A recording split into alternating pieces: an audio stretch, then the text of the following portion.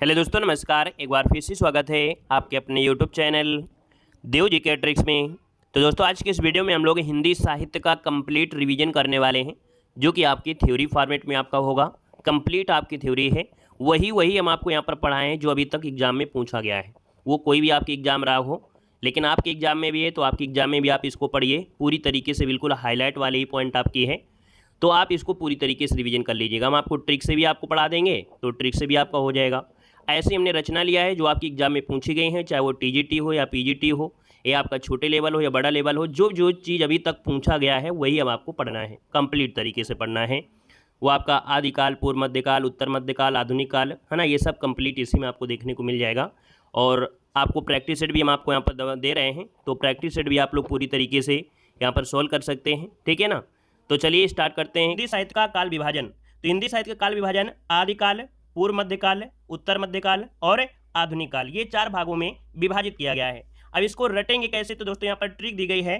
आपका उत्तर आधुनिक है तो आ से हो जाएगा आदिकाल, प से हो जाएगा पूर्व मध्यकाल, उत्तर से हो जाएगा उत्तर मध्यकाल और आधुनिक से हो जाएगा आधुनिक काल। दोस्तों यहाँ पर देखिए, ये दोनों क्या है, मध्य में है, इन दोनों के मध्य में है, तो इसमें भी मध्य लगता है और इसमें भी मध्य लगता है। तो याद रखिएगा, आ से आदिकाल, पा से पूर्व मध्यकाल, उत्तर से उत्तर मध्यकाल और आधुनिक से आधुनिक काल। अब दोस्तों बात आती है कि आदिकाल को वीरगाथा काल कहते हैं, पूर्व मध्यकाल को भक्ति काल कहते हैं, रीत काल को उत्तर मध्यकाल कहते हैं और आधुनिक काल को गद्य काल कहते हैं।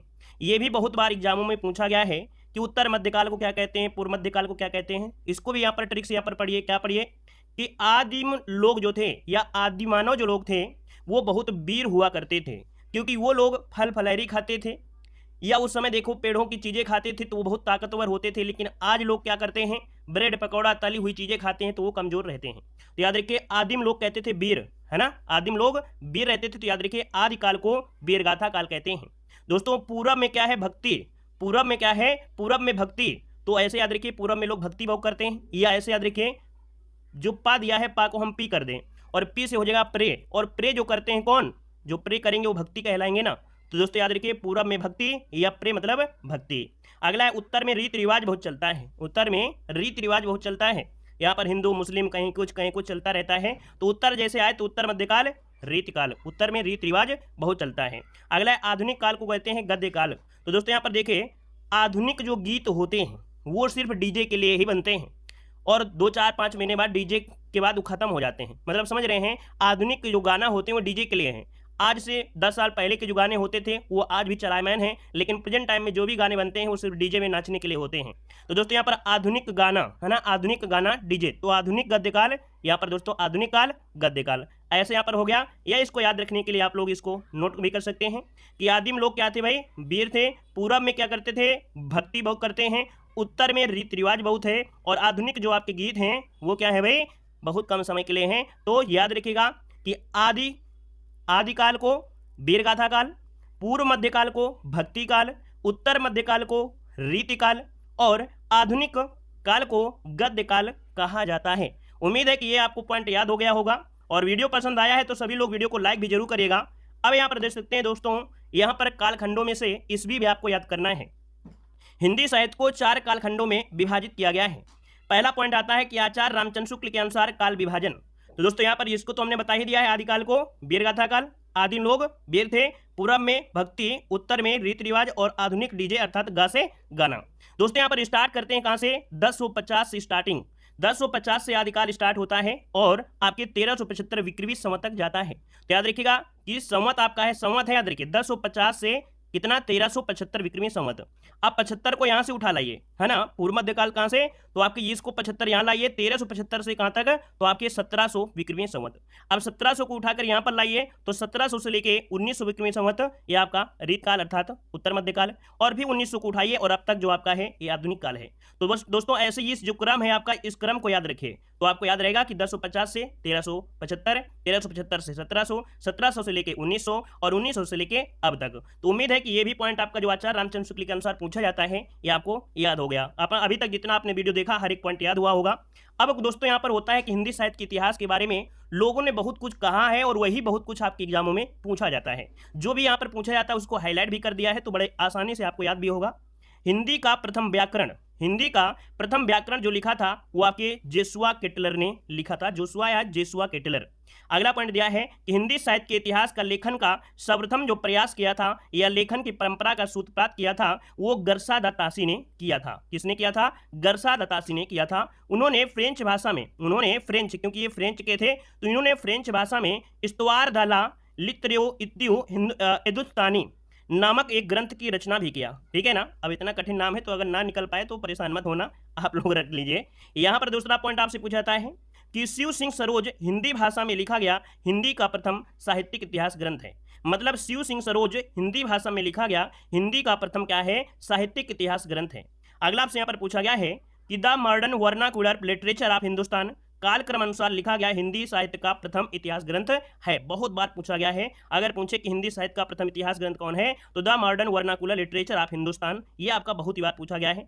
अब अगला पॉइंट आपसे यहाँ पर आता है कि हिंदी साहित्य के इतिहास को व्यवस्थित रूप से देने का जो श्रेय जाता है वो किसे जाता है? तो आपके आचार्य रामचंद्र शुक्ल को जाता है। अगला पॉइंट आपसे यहाँ पर दिया है कि जॉर्ज गियर्सन ने इतिहास ग्रंथ the modern literature of Hindustan, अर्थात जो आपकी ये ग्रंथ है वो किसका है? जॉर्ज गियर्सन है। तो the modern literature of Hindustan में सर्वप्रथम हिंदी साहित्य के विभिन्न कालों का नामकरण एवं उसका काल विभाजन किया है। अर्थात जो आपका कह सकते हैं कि ये जो आपका हिंदी साहित्य है इसका नामकरण, उसका काल विभाजन भी कई प्रकार से पूछा जाता है। तो दोस्तों यहाँ पर देख सकते हैं आदिकाल का नाम करने वाले विद्वान। तो अगर पूछे कि आदिकाल को दोस्तों देखिए कि हजारी प्रसाद द्विवेदी ने इसे क्या कहा है? तो आदिकाल कहा है। याद रखिएगा, हजारी प्रसाद द्विवेदी ने आदिकाल कहा है। वहीं पर आचार्य रामचंद्र शुक्ल ने आदिकाल को क्या कहा है? तो आपके वीर गाथा काल कहा है। क्या कहा है? वीर गाथा काल कहा है। विश्वनाथ प्रसाद मिश्र ने इसे क्या कहा है? तो आपके वीर काल का है। क्या कहा है? वीर काल का है। राहुल सक्रात्यान ने कहा है सिद्ध सामंत काल। अगला आपसे पूछा गया है कि गणपति चंद्रगुप्त ने इसे क्या कहा है? तो शून्य काल का नाम दिया है। मिश्र बंधु ने प्रारंभिक काल का नाम दिया है और महावीर प्रसाद द्विवेदी ने इसे बिजवप्पन काल कहा है। और जितने भी हाईलाइट है सभी एग्जाम में पूछे गए हैं। डॉक्टर राजकुमार शर्मा ने इस काल को क्या नाम दिया है? संधि काल एवं चारण काल नाम दिया है। जॉर्ज गियर्सन ने इसे चारण काल कहा है।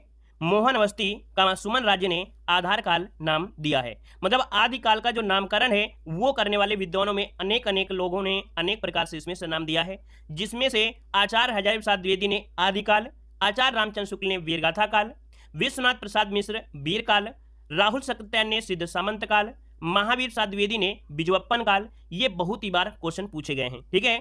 अब यहाँ पर आते हैं अगला पॉइंट, आदिकाल। और आदिकाल अभी बताया था इसे वीरगाथा काल कहते हैं। आदिम लोग बहुत वीर थे, हमने इस बार आपको बार इसलिए बताते हैं ताकि याद रहे, आदिम बहुत वीर थे तो आदिकाल को बोलते हैं वीरगाथा काल।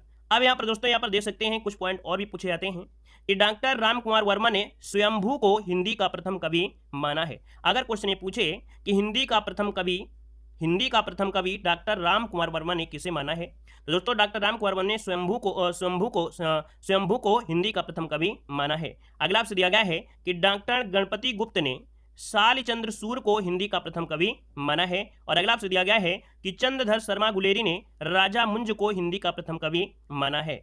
डॉक्टर बच्चन सिंह ने विद्यापति को हिंदी का प्रथम कवि माना है। ये हर एक एग्जाम में पूछे जाते हैं, पूछेगा कि इनके अनुसार किसे मानते हैं, मतलब विद्यापति को हिंदी का प्रथम कवि किसे माना है, तो डॉक्टर बच्चन होंगे। ये हर एक क्वेश्चन आपके पूछे गए हैं। अगला आपसे दिया गया है कि डॉक्टर हजारी प्रसाद द्विवेदी ने अब्दुल रहमान को हिंदी का प्रथम कवि माना है। वहीं पर डॉक्टर शिव सिंह सेंगर ने पुष्प या पुण्य को हिंदी का प्रथम कवि माना है। 2-3 बार पढ़ेंगे सब याद हो जाएंगे। आचार्य रामचंद्र शुक्ल ने चंद्रबरदाई को हिंदी का प्रथम कवि माना है। वेरी आपका एमपी है, याद रखिएगा। आचार्य रामचंद्र शुक्ल ने चंद्रबरदाई को हिंदी का प्रथम कवि माना है। और ये भी यहाँ पर दोस्तों हैं, देख सकते हैं कि आदिकाल के प्रमुख कवि और उनकी रचनाएं, जो कि बहुत बार पूछा जाता है। तो दोस्तों यहाँ पर देख सकते हैं आदिकाल में जो आपकी दलपति विजय है ना, यहाँ पर इनकी कवि हैं दलपति विजय। इनकी रचना में कौन है? खुमार रासो। इनकी रचना का नाम है खुमार रासो। अगला है चंद्रबरदाई जो कि दोस्तों देख सकते हैं चंद्रबरदाई पृथ्वीराज रासो, जो कि एक ब्रजभाषा में एक महाकाव्य भी है। नरपति नाल है विसल देव रासो। जगनी की क्या है? परमाल रासो। और दोस्तों याद रखिएगा परमाल रासो को ही आहला खंड के नाम से भी जाना जाता है। विद्यापति ने कीर्तिलता, कीर्तपताका और पदावली रचनाएं किया है। यहाँ पर दोस्तों देख सकते हैं सरहपा ने दोहा कोश की रचना किया है। स्वयंभू ने पौमचरित की रचना किया है। और केदारनाथ भट्ट या भट्ट केदार जो आपके हैं, इन्होंने जयचंद प्रकाश लिखा है। अब्दुल रहमान की जो रचना है वो आपकी संदेश रासक है। पुष्पदंत की रचना है महापुराण। देवसेन की रचना क्या है? श्रवकाचार। देवसेन की है श्रवकाचार। और कुछ पॉइंट और भी हैं, जैसे विद्यापति को अभिनय जयदेव की उपाधि से विभूषित किया गया था। इनकी रचना पदावली के कारण आचार्य रामचंद्र शुक्ल ने इन्हें अपनी रचना हिंदी साहित्य का इतिहास में मैथिल कोकिल कहा है। अब क्वेश्चन ये पूछेगा कि आचार्य रामचंद्र शुक्ल ने हिंदी साहित्य का इतिहास में, है ना, इतिहास में मैथिल कोकिल कहा है, या आपकी विद्यापति की है। मैथिल कोकिल के नाम से किसे जानते हैं? विद्यापति को जानते हैं। यहाँ पर देखो दिया गया है कि विद्यापति की रचना कीर्ति पताका अभी तक प्रकाशित नहीं हुई है। याद रखिएगा कि विद्यापति की जो एक रचना है कीर्ति पताका, यह अभी तक प्रकाशित नहीं हुई है। यहाँ पर इन्होंने कुल 14 ग्रंथों की रचना किया है। विद्यापति ने कुल 14 ग्रंथों की क्या किया है? रचना किया है। अगला आपसे दिया गया है कि स्वयंभू को अपभ्रंश का वाल्मीकि एवं अपभ्रंश का प्रथम महाकवि कहा जाता है। किसे? स्वयंभू को अपभ्रंश का वाल्मीकि एवं अपभ्रंश का प्रथम महाकवि कहा जाता है। अगला आपसे दिया गया है कि अपभ्रंश का सबसे पहले उल्लेख पतंजलि ने किया था। किसने किया था? पतंजलि ने किया था। और अगला आपसे दिया गया है कि खड़ी बोली हिंदी में सर्वप्रथम रचना करने वाले कवि अमीर खुसरो हैं, जिन्होंने मुकरियां लिखने का सर्वप्रथम प्रयास इन्होंने ही किया था। किसने? अमीर खुसरो ने किया था। दोस्तों यहाँ पर देख सकते हैं कि चंद्रधर शर्मा गुलेरी ने सर्वप्रथम अपभ्रंश को पुरानी हिंदी कहा है। याद रखिएगा कि चंद्रधर शर्मा गुलेरी ने सर्वप्रथम अपभ्रंश को पुरानी हिंदी किसने कहा है? तो चंद्रधर शर्मा गुलेरी ने कहा है। अगला है कि आचार्य हजारी प्रसाद द्विवेदी ने भी अपभ्रंश को पुरानी हिंदी कहा है। यहाँ पर सिद्धों की संख्या पूछे कितनी होती है? तो सिद्धों की संख्या 84 होती है। रासो ग्रंथ किस भाषा में? तो आपके ब्रज भाषा में लिखे गए हैं। रासो ग्रंथ जो लिखे गए हैं वो आपकी ब्रज भाषा में। यहाँ पर देखो दिया गया भक्ति काल, और भक्ति काल का अगर समय सीमा पूछे तो रामचंद्र शुक्ल के अनुसार 1375 से 1720 संवत ये समय है। और दोस्तों याद रखिएगा भक्ति काल को हम लोग पूर्व मध्यकाल भी कहते हैं। हमने पिछले लेक्चर में आपको बताया था ट्रिक से कि पूर्व मध्यकाल को भक्ति काल कहते हैं। कैसे पहचान करेंगे? तो ऐसे एक ट्रिक बताया था कि पूर्व के लोग क्या होते हैं? भक्ति भोग करते हैं। तो बस ऐसे आपको याद रखना है कि पूर्व मध्यकाल को ही भक्ति काल कहा जाता है। जो भक्ति काल है इसको दो भागों में डिवाइड करते हैं, निर्गुण काव्य धारा, दूसरा होता है सगुण काव्य धारा। अब यहाँ पर देख सकते हैं कि निर्गुण काव्य धारा को भी दो भागों में यहाँ पर बांटा गया है। ज्ञानश्रेय शाखा जिसमें से संत काव्य आते हैं, और प्रेमाश्रेय शाखा में सूफी जो काव्य है ये आपके आते हैं। सगुण काव्य धारा की अगर बात करें तो इसमें रामाश्रेय शाखा और कृष्णाश्रेय शाखा में यहाँ पर बांटा गया है। यहाँ पर दोस्तों देख सकते हैं कि जो पूर्व मध्यकाल अर्थात भक्ति काल से बनने वाले जितने भी क्वेश्चन हैं, जो भी रचनाएं हैं, बहुत ही अच्छी तरीके से जितने भी पॉइंट बनते हैं वो यहाँ पर आप देखने वाले हैं। और अगर वीडियो थोड़ा भी पसंद आए तो दोस्तों वीडियो को लाइक जरूर करिएगा, अपना सपोर्ट जरूर करिएगा। दोस्तों यहाँ पर पहला पॉइंट आपसे बनता है कि भक्ति के आद्य आचार्य किसे माना जाता है? तो भक्ति के आद्य आचार्य रामानुज को माना जाता है। यहाँ पर दूसरा पॉइंट है कि अवधी और ब्रज भाषा दोनों में रचना करने वाले कवि कौन हैं? तो गोस्वामी तुलसीदास जी हैं। याद रखिए क्वेश्चन पूछे कि ब्रज और अवधी में दोनों में रचना करने वाले कवि कौन से हैं? तो कवि गोस्वामी तुलसीदास जी हैं। इन्हें जातीय कवि कहा जाता है। याद रखिएगा कि तुलसीदास को जातीय कवि भी कहा जाता है। यहाँ पर पॉइंट दे सकते हैं ज्ञानश्रेय शाखा जिसमें से संत काव्य है। तो यहाँ पर देखिए पहला पॉइंट दिया गया है कि कबीरदास ज्ञानश्रेय शाखा के प्रमुख कवि थे। दूसरा पॉइंट है कि कबीरदास दिल्ली के सुल्तान सिकंदर लोदी के समकालीन थे। कबीर की बानियों का जो संग्रह है उसे बीजक कहा जाता है या बीजक कहलाता है, जिसे संकलित करने का श्रेय उनके शिष्य धर्मदास को जाता है। अर्थात जो बीजक है इसको संकलन किया है किसने? तो इनके शिष्य का नाम था धर्मदास, उन्होंने किया है। ये क्वेश्चन कभी कभी पूछ लेता है ना। तो याद रखिए कबीर की जो बानियां हैं, है ना, वो किसमें हैं? तो आपकी बीजक में हैं। आगे बढ़ते हैं, अगला पॉइंट यहाँ पर देख सकते हैं कुछ रचनाएं हैं। जैसे कबीरदास की जो रचना है, कबीरदास की रचना कौन सी है? बीजक है। और बीजक के अंतर्गत ही यहाँ पर साखी, शबद, रमणी ये आपकी इसी में आती है। यहाँ पर दोस्तों देख सकते हैं अगला है यहाँ पर रैदास जी को, जिन्हें हम लोग रविदास भी कहते हैं, और इनकी रचना क्या है? बानी। क्या है? बानी है। यहाँ पर अगला है, यहाँ पर दोस्तों देख सकते हैं सुंदरदास, और सुंदरदास की अगर बात करें तो यहाँ पर सुंदर विलास जो कि ब्रजभाषा में है, ज्ञान समुद्र जो कि आपकी ब्रजभाषा में है। यहाँ पर दोस्तों कुछ और भी आपके इनमें से हैं, जैसे कि मान लीजिएगा कि दादू दयाल, मलुक दास, सुंदरदास, है ना, नानक देव, ये इनमें इसी के अंतर्गत आपके आते हैं, अर्थात ज्ञानश्रेय शाखा में ही आते हैं। अगला पॉइंट आपसे यहाँ पर देखो दिया गया है कि श्याम सुंदर दास ने कबीर की भाषा को पंचमेल खिचड़ी कहा है। याद रखिएगा कबीर की भाषा पंचमेल खिचड़ी जो कहा है वो आपके श्याम सुंदर दास ने कहा है। नेक्स्ट पॉइंट है कि हजारी प्रसाद द्विवेदी ने कबीर की भाषा को वाणी का डिटेक्टर कहा है, क्योंकि इनकी इतनी भाषा थी, है ना, इसलिए इन्हें वाणी का डिटेक्टर जो कहा है वो किसने? तो आपके हजारी प्रसाद द्विवेदी ने कहा है। दोस्तों याद रखिएगा, ठीक है ना। वहीं पर अगर आपसे पूछे कि रामचंद्र शुक्ल ने क्या कहा था, तो रामचंद्र शुक्ल ने कबीर की भाषा को सदुक्कड़ी भाषा कहा था। क्या कहा था? रामचंद्र शुक्ल ने कबीर की भाषा को सदुक्कड़ी भाषा कहा था। तो दोस्तों यहाँ पर याद रखिएगा। और एक पॉइंट और यहाँ से बनता है दोस्तों, आपको बता दें रैदास से, जो रैदास है दोस्तों, रैदास को हिंदी का प्रथम दलित कवि माना गया है। रैदास को हिंदी का प्रथम दलित कवि माना गया है। वहीं पर दोस्तों जो आपके सुंदरदास थे, तो सुंदरदास निर्गुण संत कवियों में सर्वाधिक पढ़े लिखे कवि थे। याद रखिएगा कि जो सुंदरदास थे ये निर्गुण संत कवियों में सर्वाधिक पढ़े लिखे कवि यहाँ पर थे दोस्तों, याद रखिएगा। अब हम लोग आते हैं प्रेमाश्रय शाखा, जिसमें हम लोग पढ़ेंगे सूफी काव्य बहुत ही बेहतर तरीके से। पहला पॉइंट आपसे पूछा है कि प्रेमाश्रय शाखा के प्रमुख कवि कौन हैं, तो आप कहेंगे मलिक मोहम्मद जैसी। क्या? मलिक मोहम्मद जैसी। दोस्तों इस शाखा को प्रेम मार्गी शाखा माना गया है, क्योंकि प्रेम से ईश्वर की प्राप्ति होती है, ऐसी इनकी मान्यता थी। ठीक है ना। यहाँ पर दोस्तों देख सकते हैं कि भक्ति काल की जो सूफी काव्य से ही क्या है, परमात्मा को स्त्री और आत्मा को पुरुष के रूप में चिन्हित किया गया। किसमें? भक्ति काल की सूफी काव्य धारा में ही परमात्मा को स्त्री और आत्मा को पुरुष का रूप चिन्हित किया गया है। ठीक है ना। और एक क्वेश्चन होता है, क्या क्वेश्चन होता है कि जो सूफी संत थे इनकी शैली का नाम क्या था, तो सूफी संत की जो शैली का नाम था क्या, मसनवी शैली। क्या? मसनवी शैली। इन पॉइंट को भी नोट कर लीजिएगा। अब यहाँ पर दोस्तों देखा गया है क्या है, प्रेमाश्रय शाखा के प्रमुख कवि और उनकी रचनाएं। दोस्तों यहाँ पर देख सकते हैं कवि है और दूसरी तरफ क्या है, रचनाएं दिया गया है। यहाँ पर देख सकते हैं मलिक मोहम्मद जैसी। दोस्तों मलिक मोहम्मद जैसी की काफ़ी रचनाएं जो है बहुत एग्जाम में पूछी जाती हैं। यहाँ पर देख सकते हैं मलिक मोहम्मद जैसी की पद्मावत, अखरावट और आखिरी कलाम।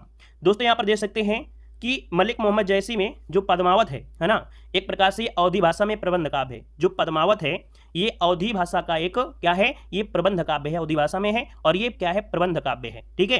अगला यहाँ पर दोस्तों दिया गया है क्या, यहाँ पर मुल्ला दाऊद, और मुल्ला दाऊद की रचना है चंद्रायन। कौन सी भाषा में, तो आप कहेंगे अवधी भाषा में। किस भाषा में? अवधी भाषा में। यहाँ पर है कुतुबन, और कुतुबन की अगर बात करें तो दोस्तों ये मृगावती है, और ये भी कैसी है, आपकी अवधी भाषा में है। कौन सी भाषा में? अवधी भाषा में है। ईश्वर दास की एक रचना है जो कि दोस्तों यहाँ पर सत्यवती कथा, जो कि आपके किस में है, आपके अवधी भाषा में है। एक रचना आपके ने और पढ़ा होगा, मंझन का नाम सुना होगा, मंझन है ना। क्या सुना होगा आपने? मंझन यहाँ पर दिया भी गया है। तो दोस्तों ये कवि है मंझन, और इनकी रचना है मधुमालती, जो कि आपकी कैसी है, आपके अवधी भाषा में है। यहाँ पर नूर मोहम्मद, नूर मोहम्मद की रचना है इंद्रावती, जो कि अवधी भाषा में है। कौन सी? अवधी भाषा में। एक आपने कह सकते हैं नाम सुना होगा कवि का, उस्मान। क्या नाम सुना है? उस्मान। दोस्तों उस्मान की जो एक रचना है बहुत पूछी जाती है, चित्रावली।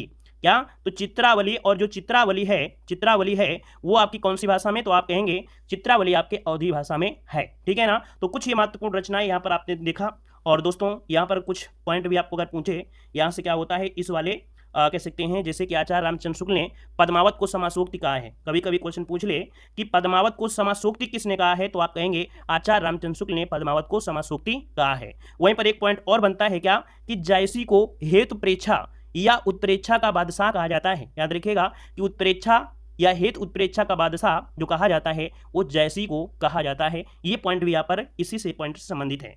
अगला यहाँ पर दोस्तों यहाँ पर दिया गया है सगुण काव्य धारा। सगुण काव्य धारा की अगर बात करते हैं तो सगुण काव्य धारा की दो शाखाएं हो जाती हैं दोस्तों। मतलब इस शाखा के अंतर्गत देखा जाए तो ईश्वर के मूर्ति रूप को उपासना की बात की गई है, अर्थात जो ईश्वर है उसकी मूर्ति पूजा की या मूर्ति रूप की उपासना के बारे में बात की गई है। किसमें? आपके सगुण काव्य धारा में। सगुण काव्य धारा दो शाखाओं में दोस्तों यहाँ पर देख सकते हैं, रामाश्रय शाखा और दूसरा है यहाँ पर कृष्णाश्रय शाखा। मतलब यहाँ पर दोस्तों जो आपका दिया गया है रामाश्रय, रामाश्रय मतलब होता है कि इस शाखा के कवि मर्यादा पुरुषोत्तम राम को अपना आराध्य मानकर रचनाएं करते थे। वहीं पर दोस्तों देखा कृष्ण वाले में तो कृष्ण भगवान के बारे में बात हो जाएगा, है ना। तो दोस्तों यहाँ पर देखिए आपसे दिया गया है कि राम भक्ति के प्रतिनिधि कवि कौन थे? तुलसीदास थे। क्वेश्चन पूछे कि राम भक्ति धारा के प्रतिनिधि कवि कौन थे, तो आप कहेंगे तुलसीदास थे। याद रखिएगा। यहाँ पर दोस्तों देखा गया है कि रामाश्रय शाखा के प्रमुख कवि और उनकी रचनाएं। यहाँ पर देख सकते हैं कि जो प्रमुख कवि और यहाँ पर रचनाएं, है ना, सगुण काव्य धारा में जो महत्वपूर्ण देखा जाए तो रचनाओं में आपकी तुलसीदास का स्थान सर्वमान्य होता है। बहुत रचनाएं इनसे पूछी जाती हैं। तो दोस्तों यहाँ पर देख सकते हैं तुलसीदास की रचना में सबसे पहली रचना आती है रामचरितमानस, जो कि पूछा जाता है कौन सी भाषा में, तो आप कहेंगे अवधी भाषा में। ठीक है। विनय पत्रिका पूछे तो आप कहेंगे ब्रज भाषा में। कवितावली पूछे तो आप कहेंगे ब्रज भाषा में। यहाँ पर गीतावली पूछे तो गीतावली किसमें? मुक्त काव्य में। किसमें? मुक्तक काव्य में। दोहावली अगर पूछता है जो कि पूछा जाता है वो आपकी ब्रज भाषा में। जितना हमने हाईलाइट किया है सभी क्वेश्चन आपके पूछे गए दोस्तों, याद रखिएगा। कृष्ण गीतावली भी होती है। क्या? कृष्ण गीतावली जो कि ब्रज भाषा में। राम लला नैचू, बरवे रामायण, पार्वती मंगल, जानकी मंगल, संदीपनी, है ना, हनुमान बाहुक, रामाज्ञा, अग्नि परीक्षा, ये इन्हीं की महत्वपूर्ण रचनाएं हैं। अगले यहाँ पर देखिए वाल्मीकि, और वाल्मीकि ने दोस्तों याद रखिएगा वाल्मीकि ने रामायण रचित किया है, और ये दोस्तों कौन सी भाषा में है, तो आप कहेंगे संस्कृत भाषा में। क्या है? तो आपके संस्कृत भाषा में ही, याद रखिएगा।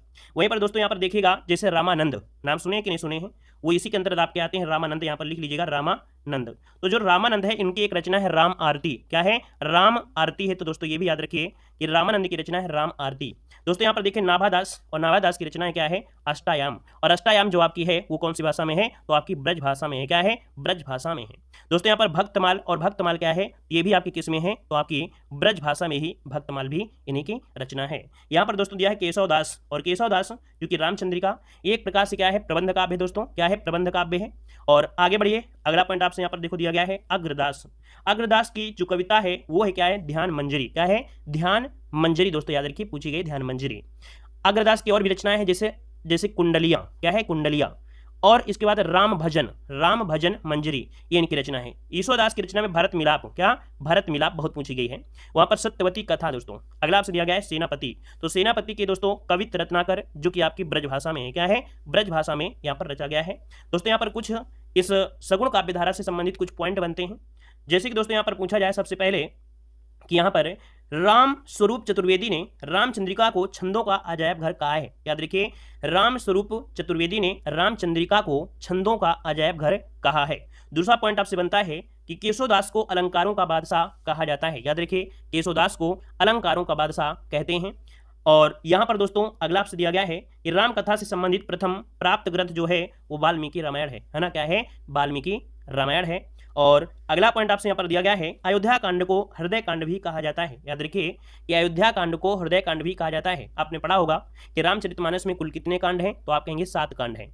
और याद रखिएगा कि रामचरितमानस को तैयार होने में, मतलब इसका निर्माण करने में 2 वर्ष 7 माह 26 दिन का समय लगा था। दोस्तों याद रखिए इन 7 कांडों में, जिसमें से सबसे पहले बालकांड आता है जो कि सबसे बड़ा कांड है बालकांड, फिर अयोध्या कांड, फिर अरण्य कांड, किष्किंधा कांड, सुंदर कांड, लंका कांड, उत्तर कांड। ठीक है ना? तो जिसमें से अयोध्या कांड को क्या कहते हैं? हृदय कांड कहा जाता है। और किष्किंधा कांड की रचना जो हुई थी वो दोस्तों कहाँ हुई थी? तो आपकी काशी में है। कहाँ पर? काशी में हुई थी। तो यहाँ से संबंधित ये पॉइंट आपके बनते हैं। अब आते हैं कृष्णाश्रयी शाखा से। पूरा ज्ञान मिलेगा दोस्तों। वीडियो को लाइक करिए, जितने लोग हैं वो नोट्स बनाइए अपनी। यहाँ पर देखो दिया गया है क्या? यहाँ पर कृष्णाश्रयी शाखा। दोस्तों कृष्णाश्रयी शाखा का मतलब ये हुआ कि इस शाखा के जो कवि थे वो भगवान श्री कृष्ण की आराधना करते थे और उन्हें अपना आराध्य मानकर ही रचनाएं करते थे। दोस्तों इस शाखा के मुख्य प्रवर्तक कौन है? आपके वल्लभाचार्य जी हैं। कौन? वल्लभाचार्य। दोस्तों कृष्ण भक्ति शाखा या कृष्ण भक्ति धारा के प्रतिनिधि कवि सूरदास जी थे। ठीक है, याद रखिएगा, मुख्य प्रवर्तक अगर लगा देते तो वल्लभाचार्य लगाना है, और कृष्ण भक्ति धारा के प्रतिनिधि अगर पूछे तो आपको सूरदास जी लगाना है। याद रखिएगा। अब यहाँ पर दोस्तों देखा गया है कि कुछ रचनाएं इनकी भी हैं। यहाँ पर कृष्णाश्रयी शाखा के जो प्रमुख कवि हैं उनकी रचना है, जिसे आपके आते हैं सबसे पहले सूरदास। दोस्तों सूरदास की रचना में सूर सागर रचना बहुत पूछी गई है, और ये कौन सी भाषा में है? तो आपकी ब्रज भाषा में है। क्या है? ब्रज भाषा में। अपनी नोट्स जब बनाइए तो जो चीज़ें हम बताते जाते हैं इनको जरूर नोट करिएगा, क्योंकि अगर 100% आपको लेना है नंबर तो जो हम पॉइंट बताते जा रहे हैं तो उसको जरूर नोट करिएगा। जो लिखा है उसको तो नोट करना है, जो एक्स्ट्रा शब्द हम बताते हैं उसको भी नोट करिएगा, तभी 100% आपको पूरा ज्ञान होगा। बड़े से बड़े एग्जाम को निकाल सकते हैं। छोटे एग्जाम का देखा जाए तो एक नॉर्मल से होगा, लेकिन जो जितनी चीजें हम बताते जाते हैं वो बड़े से बड़े एग्जाम को निकाल देंगे। ठीक है ना? यहाँ पर दोस्तों देखिए सूरदास की रचना में सूर सागर जो कि ब्रज भाषा में है, साहित्य लहरी। यहाँ पर दोस्तों यहाँ पर सूर सारावली। एक और होता है भ्रमर गीत, है ना? भ्रमर गीत किसकी है? तो भ्रमर गीत भी इन्हीं की रचना है। मीराबाई की अगर बात करते हैं तो मीराबाई की रचना है गीत गोविंद। क्या है? गीत गोविंद टीका। गीत गोविंद टीका पूरा नाम है गीत गोविंद टीका। नरसिंह जी का मायरा, मीराबाई की मलार, राग सोरठा, राग गोविंद, है ना? नरसिंह मेहता की हुंडे, ये मीराबाई के हैं। रसखान की अगर बात करें तो रसखान की प्रेम वाटिका बहुत पूछी गई है। वैसे रसखान की प्रेम वाटिका के साथ साथ सुजान रसखान और दान लीला। यहाँ पर दोस्तों नरोत्तम दास, और नरोत्तम दास की है आपका क्या? सुदामा चरित। और ये कौन सी भाषा में है? तो आप बताइएगा ब्रज भाषा में है। क्या है? ब्रज भाषा में है। याद रखिएगा ब्रज भाषा में है। ठीक है। यहाँ पर अगला है वल्लभाचार्य। दोस्तों वल्लभाचार्य की अगर बात करें तो तत्वदीप निबंध। क्या है? तत्वदीप निबंध हो जाएगा। यहाँ पर अगला दिया गया नंददास। नंददास की अगर बात करें तो दोस्तों रसमंजरी पूछी गई आपकी है। रसमंजरी, रूपमंजरी, भंवर गीत। देखो यहाँ पर भंवर गीत है, वहां पर हमने आपको बताया था किसमें? सूरदास में भ्रमर गीत, इसमें भंवर गीत है। दोनों में अंतर आपका है, याद रखिएगा। भंवर गीत पूछे नंददास और भ्रमर गीत पूछे तो आपको सूरदास बताना है। ठीक है ना? यहाँ पर सुदामा चरित। क्या है? सुदामा चरित। ठीक है ना? ये इन्हीं की है। और रास पंचाध्यायी किसकी है? तो आपके नंददास। अब यहाँ पर विशेष पॉइंट, जैसे कि आपने सगुण काव्य धारा में कुछ पॉइंट पढ़ा था, उसी प्रकार से यहाँ पर कृष्णाश्रयी शाखा में जो आपने राम पढ़ा था, अब यहाँ पर कृष्णाश्रयी शाखा में कुछ पॉइंट आपको मिलते हैं कि साहित्य लहरी को हिंदी में काव्य शास्त्र की प्रथम पुस्तक माना जाता है। याद रखिएगा कि साहित्य लहरी को हिंदी में काव्य शास्त्र साहित्य लहरी को हिंदी में काव्य शास्त्र की प्रथम पुस्तक माना जाता है दोस्तों, याद रखिएगा, ठीक है ना। यहाँ पर दोस्तों दिया गया है अगला पॉइंट कि सूरदास को श्रृंगार एवं वात्सल रस का सम्राट कहते हैं। सूरदास को श्रृंगार एवं वात्सल रस का सम्राट कहा जाता है, याद रखिएगा। एक पॉइंट और होता है, सूरसागर को कृष्ण भक्ति काव्य का सबसे प्रसिद्ध काव्य कहते हैं। किसे? सूरसागर को। सूरसागर जो है सूरदास की है, सूरसागर है किसकी? सूरदास की है। तो जो सूरसागर है, तो सूरसागर को कृष्ण भक्ति काव्य का सबसे प्रसिद्ध काव्य कहते हैं दोस्तों, याद रखिएगा, है ना। यहाँ पर अगला है कि मीराबाई को हिंदी की आदि कवित्री एवं प्रथम कवित्री भी कहा जाता है। क्लियर है। सूरदास को श्रृंगार और वात्सल रस का भी सम्राट कहते हैं, ये हमने आपको बता ही दिया है। यहाँ पर मीराबाई के बारे में आपको बता दिया है। अब यहाँ पर दोस्तों देख सकते हैं नंददास को जड़िया कवि कहा जाता है। क्या? नंददास को जड़िया कवि कहा जाता है। इनके विषय में प्रसिद्धि है एक कि और कवि गड़िया नंददास जड़िया, ये इनके बारे में एक पंक्ति है, और कवि गड़िया नंददास जड़िया, ये इनकी एक पंक्ति है। अब दोस्तों यहाँ पर देख सकते हैं कि इसी के साथ जुड़ा हुआ है आपका अष्टछाप की कवि, जो कोई हर एक एग्जाम में क्वेश्चन पूछे जाते हैं। दोस्तों याद रखिएगा कि वल्लभाचार्य के पुत्र विट्ठलनाथ ने अपने पिता वल्लभाचार्य के 4 शिष्यों और अपने 4 शिष्यों को लेकर 1565 में अष्टछाप की रचना किया था। और इन अष्टछाप रचनाओं में दोस्तों देखिए वल्लभाचार्य के 4 शिष्य थे, वल्लभाचार्य के 4 शिष्य थे, सूरदास, कृष्णदास, कुम्भनदास और रामानंद दास। और जो उनके शिष्य थे विट्ठलनाथ के शिष्य, तो विट्ठलनाथ के शिष्य के शीत स्वामी, गोविंद स्वामी, नंददास और चतुर्बुद्ध दास, तो ये इनके आपके थे दोस्तों, याद रहेगा। अब अगला पॉइंट आपसे यहाँ पर दिया गया है भक्ति काल के प्रमुख संप्रदाय, उनके प्रवर्तक। दोस्तों यहाँ से भी क्वेश्चन बनते हैं, जीके में बनेंगे और हिंदी बनेंगे। दोस्तों यहाँ पर देखो दिया गया संप्रदाय और दर्शन, दूसरी तरफ है संस्थापक और प्रवर्तक। अद्वैतवाद के जो संस्थापक हैं वो है आपके शंकराचार्य। क्या है? शंकराचार्य, अद्वैतवाद के शंकराचार्य। यहाँ पर विशिष्ट है कौन? राम है, तो विशिष्ट द्वैतावाद, विशिष्ट द्वैतावाद की कौन है? यहाँ पर विशिष्ट द्वैतावाद यहाँ पर करेंगे तो आपके रामानुजाचार्य। यहाँ पर द्वैतवाद, अगर द्वैतवाद पूछता है तो आप कहेंगे माधवाचार्य। क्या बोलेंगे? माधवाचार्य। द्वैतवाद की अगर बात करें तो निम्बकाचार्य। दोस्तों द्वैतवाद मतलब देते जाओ, क्या? नींबू का अचार, देते जाओ खाते जाओ। तो दोस्तों यहाँ पर द्वैतवाद निम्बकाचार्य। शुद्ध द्वैतवाद, जो शुद्ध होगा वो बलि होगा, तो अर्थात शुद्ध खाने वाले के बल आता है, तो याद रखिएगा शुद्ध द्वैतवाद वल्लभाचार्य। अगला है मीमांसा दर्शन। मीमांसा दर्शन के जो प्रवर्तक है वो आपके जैमिनी है। यहाँ पर सांख्य दर्शन के कौन है? आपके कपिल हैं। न्याय दर्शन की कौन है? आपकी न्याय दर्शन की कौन है? तो यहाँ पर याद रखिए गौतम हो जाएंगे। न्याय दर्शन की कौन है? तो आपके गौतम हो जाएंगे। यहाँ पर योग दर्शन की कौन है? आपके पतंजलि हो जाएंगे, पतंजलि हो जाएंगे। यहाँ पर दिया श्री संप्रदाय, और श्री संप्रदाय के जो प्रवर्तक है वो आपके कौन है? रामानुजाचार्य। क्या हो जाएगा? रामानुजाचार्य। दोस्तों यहाँ पर होता है दादू पंथ। क्या? दादू पंथ। दादू पंथ संप्रदाय के प्रवर्तक कौन है? तो आप कहेंगे दादू दयाल। क्या कहेंगे? दादू दयाल कहेंगे, ठीक है ना। और ये उदासी संप्रदाय, उदासी संप्रदाय के हैं श्रीचंद हो जाएंगे, ठीक है। और यहाँ पर अगला पॉइंट दिया गया है, वैसे सब कुछ हो गया लेकिन फिर भी यहाँ पर दोस्तों जैसे तुलसीदास की रचनाएं हैं, जो भी हमने आपको बताया है इसका स्क्रीनशॉट ले सकते हैं। रामचरितमानस 7 कांड में है, अवधी भाषा में है। वैराग्य संदीपनी ब्रजभाषा में, रामाज्ञा प्रश्न दोहावली रामायण अवधि में। यहाँ पर राम ललच है जो अवधि में है। तो दोस्तों इसका क्या है, जो आप लोग अच्छी तरीके से तैयारी कर रहे हैं बहुत हाई लेवल में, तो हर एक रचना यहाँ पर दी गई है, तो इसका स्क्रीनशॉट लीजिए और अपनी कॉपी में इसको नोट भी करिएगा, जो कि अभी हमने आपको बता भी दिया है कि कौन सी भाषा में है, किसमें नहीं है, ये चीज़ आपको बताई गई है। दूसरे यहाँ पर जयसी की प्रमुख रचनाएं में, जयसी की जो रचनाएं हैं वो आपकी पद्मावत, अखरावट, आखिरी कलाम, चित्ररेखा और आपका कहरनामा। दोस्तों कबीरदास की रचना साखी शबद रामायणी। गुरु नानक की प्रमुख रचनाओं में दोस्तों यहाँ पर देख सकते हैं कि रहीदास, है ना। वहीं पर आपकी दूसरी क्या है? आस दीवार या आशा दीवार, सोहिला। और चौथी कौन सी है? नसीहत नामा। नसीहत नामा किसकी है? इन्हीं की रचना है। जपुजी किसकी है? तो आपके गुरु नानक की ही प्रमुख रचना है। मीराबाई की रचनाओं में दोस्तों यहाँ पर देखिए गीत गोविंद टीका, राग गोविंद, नरसिंह जी का मैरा, मलार राग और राग सोठा मीराबाई की है। रसखान की रचना सुजान रसखान, दान लीला, प्रेम वाटका, अष्टायाम। रहीम की प्रमुख रचनाओं में दोस्तों गीत दोहावली और सत्सई, है ना, दोहावली या सत्सई। मदनाष्टक जो कि खड़ी बोली में है। बरवै नायिका भेद, खेल कौतुकम या खेत कौतुकम, श्रृंगार सोल्ठा, नगर शोभा, ये रहीम जी की है। नरोत्तम दास की क्या है? तो सुदामा चरित्र, है ना, द्रुत चरित्र और विचार माला। नवादास की बताया था भक्तमाल, जो कि प्रमुख रचना है। इनकी एक रचना अष्टायाम है, जो कि शीर्षक से ब्रजभाषा व अवधि दोनों में रचना की गई है। सूरदास जी की रचना सूरसागर, सूरसवली और साहित्य लहरी। यहाँ पर नंददास की रचनाओं में अनेकार्थ मंजरी, भ्रमर गीत, रुक्मणी मंगल, रास पंचाध्यायी, जिसे हिंदी का गीत गोविंद कहते हैं। अब दोस्तों यहाँ पर देख सकते हैं कुछ महत्वपूर्ण और रचनाएं हमें बताया था कि जैसे आपका दिया गया है क्या? हंसावली। हंसावली मतलब यहाँ पर देखा जाए कि इस साहित्य की एक रचना है जिसका नाम है हंसावली है। जैसे चंद्रायन किसकी रचना है तो आप कहेंगे मुल्ला दाऊद की है। चित्रावली तो आपकी किसकी है, उस्मान की है। ज्ञानदीप किसकी है तो शेख नबी की है। यहाँ पर सत्यवती कथा ये किसकी, ईश्वर दास की है। हंस जवाहिर किसकी है, कासिम शाह की है। मृगावती किसकी है, कुतुबन की है। अनुराग बांसुरी तथा इंद्रावती किसकी है, नूर मोहम्मद की है। मधुमालती किसकी है तो आपकी मंजूर। दोस्तों पहला क्वेश्चन यही से बन जाता है कि उत्तर मध्यकाल को रीतकाल कहते हैं। ये भी क्वेश्चन आपसे पूछ लेता है ना। तो ऐसे याद रखिएगा कि उत्तर के जो लोग होते हैं रीति रिवाज बहुत मानते हैं। तो ऐसे याद रखिएगा कि उत्तर मध्यकाल को रीतकाल भी कहा जाता है। दोस्तों यहाँ पर पूछ लेता है दूसरा पॉइंट कि समय सीमा क्या है। तो दोस्तों आचार्य रामचंद्र शुक्ल के अनुसार जो रीतकाल है इसका समय है संवत 1700 से लेके 1900 विक्रमी संवत है।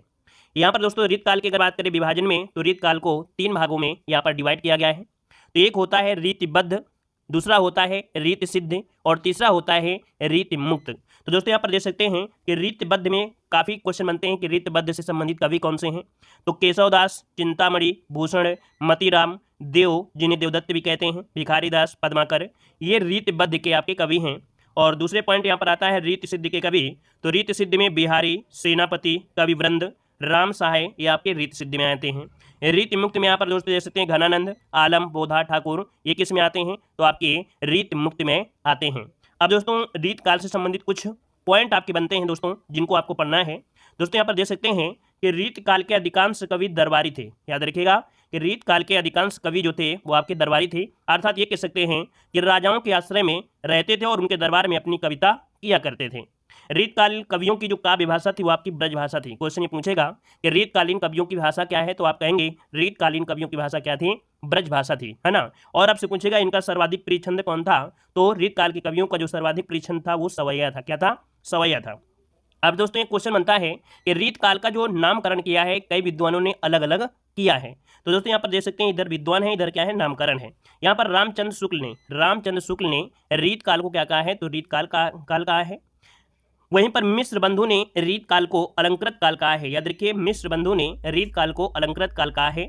विश्वनाथ प्रसाद मिश्र ने रीतकाल को श्रृंगार काल यहाँ पर कहा है। और वहीं पर रमाशंकर शुक्ल जिन्हें रसाल के नाम से जानते हैं इन्होंने रीतकाल को क्या कहा है तो कला काल कहा है। ये डायरेक्ट क्वेश्चन आपसे पूछे जाते हैं। मतलब रीतकाल को नाम को लेकर देखा जाए तो विद्वान एक मत नहीं है, सबके अलग अलग मत हैं। यहाँ पर आगे बढ़ते हैं, अगला पॉइंट आपसे दिया गया है। यहाँ पर देखिए रीतकाल के प्रमुख कवि और उनकी रचनाएं जो कि बहुत ही ज़्यादा इंपॉर्टेंट है और यही से क्वेश्चन बनते भी हैं। दोस्तों एक तरफ दिया गया है कवि और रचनाएं, और जितनी भी रचनाएं आपके सामने दी गई हैं कहीं ना कहीं आपकी एग्जामों में पूछी गई आपकी रचनाएं हैं। तो दोस्तों यहाँ पर देखिए कवि बिहारी की जो एक रचना है बिहारी सतसई, अगर पूछे कि कौन सी भाषा में है तो आप कहेंगे ब्रज भाषा में है। और बिहारी की इसी रचना से देखा जाए तो ये प्रसिद्ध भी आपके हुए थे, है ना। तो यहाँ पर दोस्तों याद रखिए कवि बिहारी जो आपके हैं इनकी रचना है बिहारी सतसई।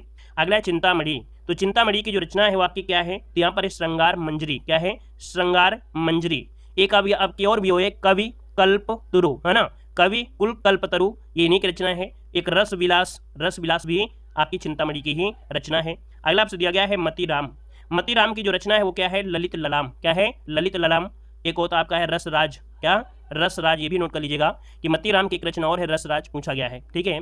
अगला आपसे दिया गया है भिखारी दास की रचनाओं में काव्य निर्णय ये कई बार पूछे गए। काव्य निर्णय किसकी रचना है तो भिखारी दास की है। अमर कोश किसकी रचना है तो आपके भिखारी दास की ही रचना है। वैसे यहाँ पर देखा जाए पिंगल, है ना, तो पिंगल भी इन्हीं की रचना है, पिंगल भी इन्हीं की रचना है। यहाँ पर आगे बढ़िए, अगला आपसे दिया गया है कवि भूषण। अच्छा, इसके पहले हैं जसवंत सिंह, इनकी ये भाषा भूषण और आनंद विलास है। यहाँ पर जिसको हाईलाइट किया ये ज़्यादा क्वेश्चन पूछे गए हैं। यहाँ पर दोस्तों देख सकते हैं आपके भूषण, है ना, तो कवि भूषण की अगर देखा जाए तो यहाँ पर शिवा भूषण। क्या है, शिवा भूषण, शिवा बावनी, छत्रसाल दशक, जिनमें से सबसे ज़्यादा पूछी गई है शिवा भूषण की, ठीक है। शिवराज भूषण हो गए, यहाँ पर शिवराज भूषण कर लीजिएगा, शिवा भूषण लिखा है लेकिन पूरा नाम है शिवराज भूषण। वहीं पर आपका जो छत्रसाल दशक ये पूछी गई है। जसवंत सिंह की ये वाले पूछी गई थी भाषा भूषण, ये जसवंत सिंह की कई बार पूछी गई है। अगला आपसे दिया गया है पद्माकर की अगर बात करें दोस्तों तो यहाँ पर देखो जगत विनोद और गंगा लहरी, प्रबोध पचासा ये रचना है जिनमें से गंगा लहरी बहुत बार पूछी गई है, किसकी, पद्माकर की है। प्रबोध पचासा किसकी है तो आपकी पद्माकर की है। यहाँ पर है केशवदास की अगर बात करते हैं तो दोस्तों यहाँ पर देखिए रामचंद्रिका, विज्ञान गीता।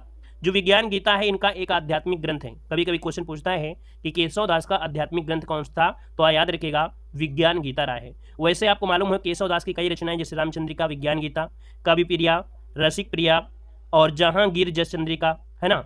और कवि कुल कंठाभरण, कवि कुल कंठाभरण ये भी आपके केशव दास की है। तो जो रचना हम आपको बताते हैं सभी नोट कर सकते हैं। यहाँ पर दिया गया है कवि जो आपके बोधा थे, कवि बोधा, तो इनकी है आपकी इश्कनामा, क्या है इश्कनामा। एक और रचना है विरह वागीह, वागीश, इश्कनामा और विरह वागीश। अगला है घनानंद, घनानंद की अगर बात करें तो घनानंद की है क्या, तो यहाँ पर है इश्क लता। देखो यहाँ पर इश्क नाम है लेकिन यहाँ पर है इश्क लात दिया गया है, इश्क लात। और यहाँ पर देखा जाए तो इश्क लता होती है ना, इश्क लता कर लीजिएगा, यहाँ पर लात लिखा है, इश्क लता कर लीजिएगा, ठीक है, लता, इश्क लता। और क्या है यहाँ पर पदावली, क्या है पदावली। और इसके बाद दिया गया है कवि देव, तो कवि देव की जो रचना है वो आपकी कौन है, भाव विलास, पूछी गई है कई बार। वहीं पर दोस्तों तो रस विलास, रस विलास भी इन्हीं की रचना है। यहाँ पर भाव विलास हो गई, रस विलास हो गई। एक है प्रेम तरंग, क्या है प्रेम तरंग, तो प्रेम तरंग किसकी रचना है, तो आपकी कवि देव की ही है। यहाँ पर आगे बढ़िए, अगला आपसे देखो कुछ पॉइंट ऑफ पढ़ना है कि देव को उपमा का बादशाह कहा जाता है। याद रखिएगा जो कवि देव हैं इनको उपमा का बादशाह कहा जाता है। दूसरा पॉइंट है भूषण का वास्तविक नाम क्या था, घनश्याम था। भूषण का वास्तविक नाम क्या था, तो घनश्याम था, याद रखिएगा। यहाँ पर अगला दिया गया है घनानंद को विरोधाभास का बादशाह कहा जाता है। घनानंद को विरोधाभास का बादशाह भी कहा जाता है। और अगला पॉइंट आपसे दिया गया है दोस्तों, यहाँ पर देखिए कि जो रीत काल है ना, रीत काल के जो प्रमुख कवि रहे हैं कहीं ना कहीं किसी के दरबार में रहकर उनकी कविताएं लिखते थे। तो कभी कभी क्वेश्चन पूछ लेता है कि कौन से कवि का संबंध कहाँ से था, है ना। तो दोस्तों यहाँ पर देखिए जो कवि बिहारी थे वो जयपुर और आमेर के राजा के दरबार में रहते थे और वहाँ पर कविताएं करते थे। चिंतामणि नागपुर के राजा के दरबार में, केशव दास जो थे वो आपके ओरछा के राजा के दरबार में रहते थे। कवि जो भूषण है ये आपके पन्ना, है ना, ये आपके पन्ना के राजा के, भिखारी दास प्रतापगढ़ और अवध के राजा में के दरबार में रहते थे और लिखते थे कविताएं। जो बोधा थे वो आपके पन्ना में। यहाँ पर कुलपति मिश्र जयपुर के राजा के दरबार में, कविदेव आपके पिहानी के दरबार में, मतीराम बूंदी और रघुनाथ आपके काशी। जिसमें से आपको किसको याद रखना है, मतीराम को याद रखना है, रघुनाथ को याद रखना है। वहीं पर जो आपके दिया गया है कौन सा, तो आपके कवि जो आपके केशव दास हैं। यहाँ पर जो दिया गया है बिहारी, इनमें 4 आप कुछ कर लीजिएगा, ये 4 ही आपको एग्जाम में मिल जाएंगे। दोस्तों यहाँ पर देख सकते हैं जो रचनाएं अभी आपने पढ़ा वही रचनाएं आपके सामने यहाँ पर दी भी गई हैं। जैसे कि यहाँ पर जो देव जिन्हें देवदत्त कहते हैं, भाव विलास, अष्टायाम, भावानी विलास, सुख सागर तरंग, ये इन्हीं की रचनाएं हैं। दोस्तों यहाँ पर देख सकते हैं मतीराम की जो रचनाओं में साहित्य सार, ललित लराम, फूल मंजरी और व्रत कौंदी, ये थोड़ा सा और ज़्यादा जिनको रचनाएं पढ़ना है तो अपना पढ़ सकते हैं, हाई लेवल की जैसे तैयारी कर रहे हैं। रसलीन की प्रमुख रचनाओं में अंग दर्पण और आपका रसबोध हो जाएगा। भिखारी दास की प्रमुख रचनाओं में दोस्तों यहाँ पर काव्य निर्णय, श्रृंगार निर्णय और शतरंज सतिका। अगला आपसे यहाँ पर दिया गया है आपसे पद्माकर की रचनाओं में, तो पद्माकर की रचनाओं में जैसे दिया गया है राम रसायन, गंगा लहरी, काली पचीसी, जगत विनोद, हिम्मत बहादुर, पद्मा भरण। अगला दिया गया चिंतामणि की प्रमुख रचनाएं, तो रस विलास और श्रृंगार मंजरी, कवि कुल, कल्पतरु, काव्य विवेक और काव्य प्रकाश। यहाँ पर देखो दिया है भूषण की रचनाएं, तो आपके शिवराज भूषण, शिवा बावनी, छत्रसाल दशक। घनानंद की रचनाओं में दोस्तों तो इश्क लता, विरह लीला, वियोग वेली, कोकसार, सुजान सागर। केशव दास की रचनाओं में दोस्तों तो रसिक प्रिया, विज्ञान गीता, रतन बावनी, जहांगीर चंद्रिका, कवि प्रिया, चंद्रमाला और रामचंद्रिका। और है आधुनिक काल जिसे हम लोग गद्यकाल भी कहते हैं।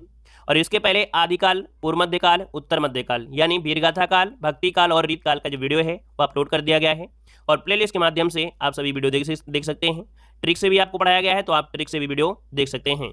आज हम लोग यहाँ पर आधुनिक काल को पढ़ेंगे और बहुत अच्छी तरीके से पढ़ेंगे। जो भी क्वेश्चन आपके बन सकते हैं उनको यहाँ से पढ़ने वाले हैं। तो सबसे पहले पॉइंट आता है कि दोस्तों जो आधुनिक काल का विभाजन है वो आपका देख सकते हैं भारतीय युग, द्विवेदी युग, छायावाद युग, प्रतिवाद, प्रगतिवाद, प्रयोगवाद, नई कविता और समकालीन कविता।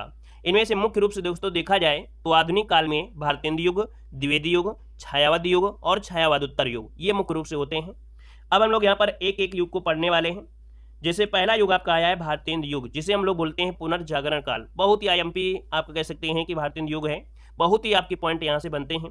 सबसे पहले पॉइंट तो यही हो गया कि भारतीय युग का जो प्रारंभ हुआ वो कब से हुआ, तो आप कहेंगे 1857 से लेकर 19 ईस्वी का जो समय है वो आपका भारतीय युग के नाम से जानते हैं। अब यहाँ पर पॉइंट टू पॉइंट आपके एग्जाम में क्वेश्चन बनते हैं, याद रखिए। जैसे पहला पॉइंट दिया है कि भारतीय युग को हिंदी गद्य का सर्वप्रथम युग माना जाता है। याद रखिए भारतीय युग को हिंदी गद्य का सर्वप्रथम युग माना जाता है। नेक्स्ट पॉइंट अगर देखा जाए तो अगला है कि जानकी मंगल, नील देवी, सत्य हरिश्चंद्र नामक जो नाटक हैं इनमें भारतेंद्र जी ने स्वयं अभिनय किया है। ठीक है, अगला पॉइंट है कि भारतेंद्र हरिश्चंद्र को नवजागरण का अग्रदूत भी कहा जाता है। ठीक है, याद रहेगा कि भारतेंद्र हरिश्चंद्र को नवजागरण का अग्रदूत भी कहा जाता है। अगला पॉइंट है कि भारतेंद्र जी की जो खड़ी बोली में रचित रचनाएं हैं, है ना, खड़ी बोली में जितनी भी रचनाएं हैं इनका जो संग्रह है उन्हें फूलों का गुच्छा के नाम से जाना जाता है। यहाँ पर अगला दिया गया है कि हरिश्चंद्र को प्रथम नाटककार, प्रथम निबंधकार, प्रथम आलोचक एवं प्रथम पत्रकार माना जाता है। नेक्स्ट पॉइंट आपसे दिया गया है कि इन्हें हिंदी का रंगमंच का जनक भी कहते हैं। किसे? भारतेंद्र हरिश्चंद्र को, भारतेंद्र जी को जो हिंदी रंगमंच का जनक भी कहा जाता है। नेक्स्ट पॉइंट है कि भारतेंद्र जी को हिंदी गद्य का जनक अर्थात पितामह भी कहा जाता है। अगला दिया गया है भारतेंद्र जी ने क्या किया कि कविवचन सुधा और हरिश्चंद्र मैगजीन, बाला बोधनी इनके माध्यम से, वहीं पर बद्रीनारायण चौधरी प्रेमघन, है ना, इन्होंने आनंद कादम्बनी के माध्यम से, प्रताप नारायण मिश्र ने ब्राह्मण के माध्यम से और बालकृष्ण भट्ट ने हिंदी प्रदीप नामक जो पत्र पत्रिकाएं थी इनके माध्यम से ब्रिटिश साम्राज्य का क्या किया? विरोध किया। ठीक है, अगला आपसे दिया गया है कि इसी युग में 1893 ईस्वी में नागरिक प्रचारणी सभा की स्थापना हुई। तो क्वेश्चन पूछेगा कि नागरिक प्रचारणी सभा की जो स्थापना हुई वो कब हुई? तो आप कहेंगे 1893 में हुई थी। अगला पॉइंट की अगर बात किया जाए दोस्तों तो यहाँ पर देखिए कि इस जो भारतेंद्र युग है इसके प्रमुख कवि पूछे तो आप कहेंगे भारतेंद्र हरिश्चंद्र, प्रताप नारायण मिश्र, बद्री नारायण चौधरी प्रेमघन, राधा चरण गोस्वामी, राधा कृष्णदास, ठाकुर जगमोहन सिंह, ये आपके प्रमुख आपके कवि हैं। और इनमें से आपसे पूछता है रचनाएं, जो कि एग्जाम में ज़्यादा से ज़्यादा तो ये पूछेगी कौन किसकी रचना है। तो कुछ महत्वपूर्ण रचनाएं जो कि आपके एग्जामों में पूछी गई हैं उन्हीं को यहाँ पर लिया गया है। वैसे रचनाएं तो बहुत ज़्यादा हैं। देखिए यहाँ पर दिया गया है भारतेंद्र हरिश्चंद्र, इनकी एक रचना है विद्या सुंदर जो कि बांग्ला भाषा में अनुदित किया गया है। इनकी रचनाओं में जैसे प्रेम माधुरी, प्रेम मालिनी, बकरी विलाप, विनय प्रेम पचासा, प्रेम प्रलाप, प्रेम फुलवारी, प्रेम सरोवर, है ना, ये क्या है इनकी महत्वपूर्ण रचनाएं आपकी हैं भारतेंद्र हरिश्चंद्र की। वहीं पर देखा जाए प्रताप नारायण मिश्र की एक रचना है श्रृंगार विलास, हम हठी अमीर और मन की लहर, और एक और भी है प्रेम पुष्पावली। तो याद रखिएगा प्रेम शब्द वैसे आपको अधिकतर आपको भारतेंद्र हरिश्चंद्र की कविताओं में मिलता है, लेकिन याद रखिएगा प्रेम पुष्पावली, प्रेम पुष्पावली जो आपका है वो प्रताप नारायण मिश्र की रचना है। अगला दोस्तों यह गया बद्री नारायण चौधरी प्रेमघन की रचना है क्या? वर्षा बिंदु। क्या है? वर्षा बिंदु हो जाएगा। यहाँ पर जैसे कि भारत सौभाग्य, भारत सौभाग्य, भारत सौभाग्य भी किसकी रचना है? इन्हीं की है। राधा चरण गोस्वामी, राधा चरण गोस्वामी की एक रचना है, यहाँ पर याद रखिए शिशिर। क्या है? शिशिर सुषमा। क्या है? शिशिर सुषमा। एक और रचना पढ़ लीजिए विधवा विलाप। क्या? विधवा विलाप किसकी है? तो आपकी राधा चरण गोस्वामी की है। वहीं पर अगला है राधा कृष्णदास, राधा कृष्णदास की रचना है क्या? भारत 12 मासा। दोस्तों याद रखिएगा भारत 12 मासा। दूसरा है कंसवत जो कि इनका क्या है? ये अधूरा ही आपका है। कंसवत जो इनकी रचना है ये अधूरी है, याद रखिए। और यहाँ पर आनंद मंजरी। क्या है? आनंद मंजरी अगर पूछे तो आपको राधा कृष्णदास बताना है। अगला है ठाकुर जगमोहन सिंह जिनकी रचना का नाम है क्या? देवयानी। क्या नाम है? देवयानी, याद रखिएगा। यहाँ पर आगे बढ़िए। अगला पॉइंट दोस्तों जो कि देख सकते हैं भारतीय युग की प्रमुख पत्रिकाओं में जैसे कि ब्राह्मण, है ना, किसकी है? प्रताप नारायण मिश्र की है। पीयूष प्रवाह किसकी है? तो आपके अंबिका दास व्यास की है। यहाँ पर देख सकते हैं भारत बंधु किसकी है? तो आपके बाबू तोताराम की ये समाचार पत्र है। यहीं पर देखा जाए तो कविवचन सुधा, हरिश्चंद्र मैगजीन, बाला बोधनी, है ना, जो भगवत तो श्रेणी, ये भारतेंद्र हरिश्चंद्र की क्या है? मैगजीन है, पत्रिकाएं हैं। अगला है हिंदी प्रदीप किसकी है? तो आपके बालकृष्ण भट्ट की है। आनंद कादम्बनी की अगर पूछा जाए, आनंद कादम्बनी, है ना, नागरी नीरद, ये बद्री नारायण चौधरी प्रेमघन की रचना है। मतलब देखा जाए तो ये पत्रिका हैं या पत्र हैं। अगला अगर पूछे भारतेंद्र की तो दोस्तों भारतेंद्र किसकी? तो राधा चरण गोस्वामी। सदा दर्श ये लाला श्रीनिवास दास का पत्र है। अगर पूछे उपन्यास नामक जो पत्र है ये किशोरी लाल दास का है। और हिंदी दीप्ति किसका है? तो आपकी कार्तिक प्रसाद खत्री। तो दोस्तों ये क्या रहे प्रमुख पत्रिकाएं जो आपकी थी, उनके संपादक यहाँ पर आपके हो गए। तो इसका स्क्रीनशॉट लेना है तो आप लोग ले भी सकते हैं। अगला आपसे दिया गया है भारतेंद्र हरिश्चंद्र की रचनाएं, जैसे कि अभी हमने बताया भी था कि विद्या सुंदर, पाखंड विडंबन, वैदिकी हिंसन सनाभवती, भारत दुर्दशा, भारत जननी, अंधे नगरी, जो कि इनका ये नाटक संग्रह के हैं। ये कुछ ज़्यादा रचनाएं हम इसलिए पढ़ा रहे हैं ताकि अगर एग्जाम में पूछा जा सकता है थोड़ा सा और हाई लेवल में तो भी आपको रचनाएं यहीं से आपको मिल जाएंगे। बद्री नारायण चौधरी प्रेमघर की रचनाओं में जैसे आपका कजली कादम्बनी, है ना, वेश्या विनोद, भारत सौभाग्य, प्रयाग रामागमन, जीर्ण जनपद, ये आपके बद्री नारायण चौधरी प्रेमघन की हैं। अब यहाँ पर दोस्तों देख सकते हैं कि प्रेमघन अब्र उपनाम से उर्दू में कविता करते थे। किसके? तो अब्र उपनाम से उर्दू में कविताएं करते थे। कौन? प्रेमघन। अब आते हैं दोस्तों यहाँ पर द्विवेदी युग। द्विवेदी युग को जागरण सुधार काल भी कहा जाता है। ठीक है, द्विवेदी युग को जागरण सुधार काल कहा जाता है, जिसका समय है 1900 से लेके 1918 तक। यहाँ पर दोस्तों देख सकते हैं कि महावीर प्रसाद द्विवेदी के नाम पर इस युग का नाम द्विवेदी हुआ। ये क्वेश्चन बहुत ही आईएमपी क्वेश्चन पूछेगा कि जो आपका द्विवेदी युग है वो किसके नाम पर पड़ा, तो आपके महावीर। दोस्तों हमने बताया था महाशब्द, महाशब्द मिलता है, याद रखिए महावीर, महाशब्द आएगा एक द्विवेदी युग, कहीं ना कहीं एक महायुग हो गया है ना, मतलब समझ रहे हैं ना, क्योंकि एक और आपको मिलेंगे हजारी प्रसाद द्विवेदी, तो आप लोग गलती मत करिएगा, हजारी मत लगाइएगा, महाशब्द इसलिए हम आपको बता रहे हैं, कोई भी युग है तो कहीं ना कहीं महान युग होगा, तो ऐसे महाशब्द आपको याद रहेगा, ठीक है। तो महावीर प्रसाद द्विवेदी के नाम पर इस युग का नाम द्विवेदी युग पड़ा। अगला पॉइंट है कि द्विवेदी युग को जागरण सुधार काल के नाम से भी जाना जाता है। यहाँ पर देख सकते हैं कि हिंदी कहानियों का जो वास्तविक विकास है वो द्विवेदी युग से ही शुरू होता है, ठीक है। यहाँ पर दोस्तों एक पॉइंट और होता है कि द्विवेदी जी को खड़ी बोली हिंदी को काव्य भाषा के रूप में प्रतिष्ठित करने का श्रेय जाता है, अर्थात जो द्विवेदी जी थे इन्होंने खड़ी बोली हिंदी को काव्य भाषा के रूप में प्रतिष्ठित करने पर श्रेय दिया गया। अगला यहाँ पर दिया गया है क्या, द्विवेदी युग के प्रमुख कवि, तो आपके महावीर प्रसाद द्विवेदी, चंद्रधर शर्मा गुलेरी, श्याम सुंदर दास, अदर सिंह उपाध्याय और मैथिली शरण गुप्त, रामनरेश त्रिपाठी और बाबू गुलाब राय, जो कि बहुत ही आईएमपी आपके जितने भी आपके दिए गए हैं ये कवि, इनकी रचनाएं भी आपसे पूछी जाती हैं, जो कि रचनाओं को हम लोग यहाँ पर कुछ महत्वपूर्ण रचनाएं यहाँ पर पढ़ेंगे। जैसे यहाँ पर दोस्तों देख सकते हैं कि महावीर प्रसाद द्विवेदी, महावीर प्रसाद द्विवेदी की रचनाओं में काफ़ी रचनाएं हैं, लेकिन काव्य मंजूषा ये रचना पूछी गई है, काव्य मंजूषा किसकी है, तो आप कहेंगे महावीर प्रसाद द्विवेदी की है, ठीक है ना। यहाँ पर दोस्तों अगला आपसे दिया गया है कि आपसे अयोध्या सिंह उपाध्याय, तो अयोध्या सिंह उपाध्याय की रचना है प्रिय प्रवास, जो कि खड़ी बोली हिंदी का प्रथम काव्य ये आपका है, याद रखिए खड़ी बोली हिंदी का प्रथम महाकाव्य कौन है, तो आपका प्रिय प्रवास, याद रखिए अयोध्या सिंह उपाध्याय हरिऔध की है। इनके और भी रचनाएं हैं जैसे वैदेही वनवास, वैदेही वनवास इनका प्रबंध काव्य है। परिजात भी क्या है, तो इनका प्रबंध काव्य, परिजात भी प्रबंध काव्य है, ठीक है। चौखे चौपदे, चौखे चौपदे ये 1932 में प्रकाशित हुआ था, जो कि काफ़ी जो पूछे गए हैं वही हमने यहाँ पर रचनाएं लिया है। अगला है मैथिली शरण गुप्त, मैथिली शरण गुप्त की अगर बात करें तो दोस्तों यहाँ पर इनकी रचनाओं में रंग में भंग, जो कि इनका प्रथम काव्य रचना है, याद रखिएगा कि जो रंग में भंग है इनका प्रथम काव्य रचना है, 1909 में ये प्रकाशित हुआ था। दूसरा है जयद्रथ वध, जो कि खंड काव्य है, ये 1910 में प्रकाशित हुआ। भारत भारती, भारत भारती ये 1912 में हुआ था, ठीक है ना। यहाँ पर दोस्तों साकेत जो कि एक महाकाव्य है, साकेत जो कि एक महाकाव्य है 1931 में हुआ था। यशोधरा, यशोधरा आपके 1932 में प्रकाशित किया गया, और जय भारत 1952 में।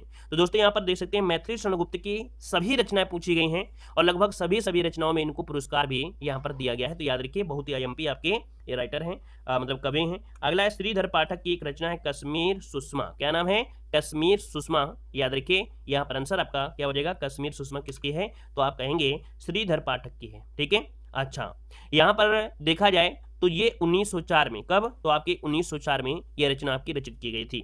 अगला आपसे दिया गया है कि गया प्रसाद स्नेही, क्या दिया है, गया प्रसाद स्नेही। दोस्तों प्रेम पचीसी, प्रेम पचीसी और करुणा कादम्बिनी ये भी पूछी गई इनकी, करुणा कादम्बिनी। त्रिशूल, क्या, त्रिशूल तरंग, त्रिशूल तरंग। कृषक क्रंदन, कृषक क्रंदन। राष्ट्रीय वीणा, राष्ट्रीय वीणा, इनकी सभी रचनाएं दोस्तों पूछी गई हैं, ठीक है। तो याद रखिएगा प्रेम पचीसी, करुणा कादम्बिनी, त्रिशूल तरंग, कृषक क्रंदन, राष्ट्रीय, है ना, ये जो आपकी वीणा है ये गया प्रसाद स्नेही की है। रामनरेश त्रिपाठी की है मिलन कामा पथिक, क्या है, मिलन कामा पथिक, ये आपकी है, जिसमें पथिक पूछी गई किसकी, रामनरेश त्रिपाठी की है। अगला है जगन्नाथ दास रत्नाकर, जगन्नाथ दास रत्नाकर की रचनाओं में दोस्तों याद रखिएगा जो गंगा अवतरण है ये आपके 1937 में प्रकाशित किया गया था। उद्धव शतक, उद्धव शतक जो कि ब्रजभाषा में है, और ये आपके 1929 में प्रकाशित किया गया था। यहीं पर कल काशी, क्या है, कल काशी, ये इन्हीं की रचना है। श्रृंगार लहरी, क्या, श्रृंगार लहरी जो आपका है, श्रृंगार लहरी ये इनका है, जगन्नाथ दास रत्नाकर का ही आपकी रचना है। दोस्तों यहाँ पर देखिए कुछ महत्वपूर्ण पॉइंट आपके बनते हैं इस युग में, जैसे हरिऔध जी साहित्य जगत में कवि सम्राट की उपाधि से विभूषित किए गए हैं।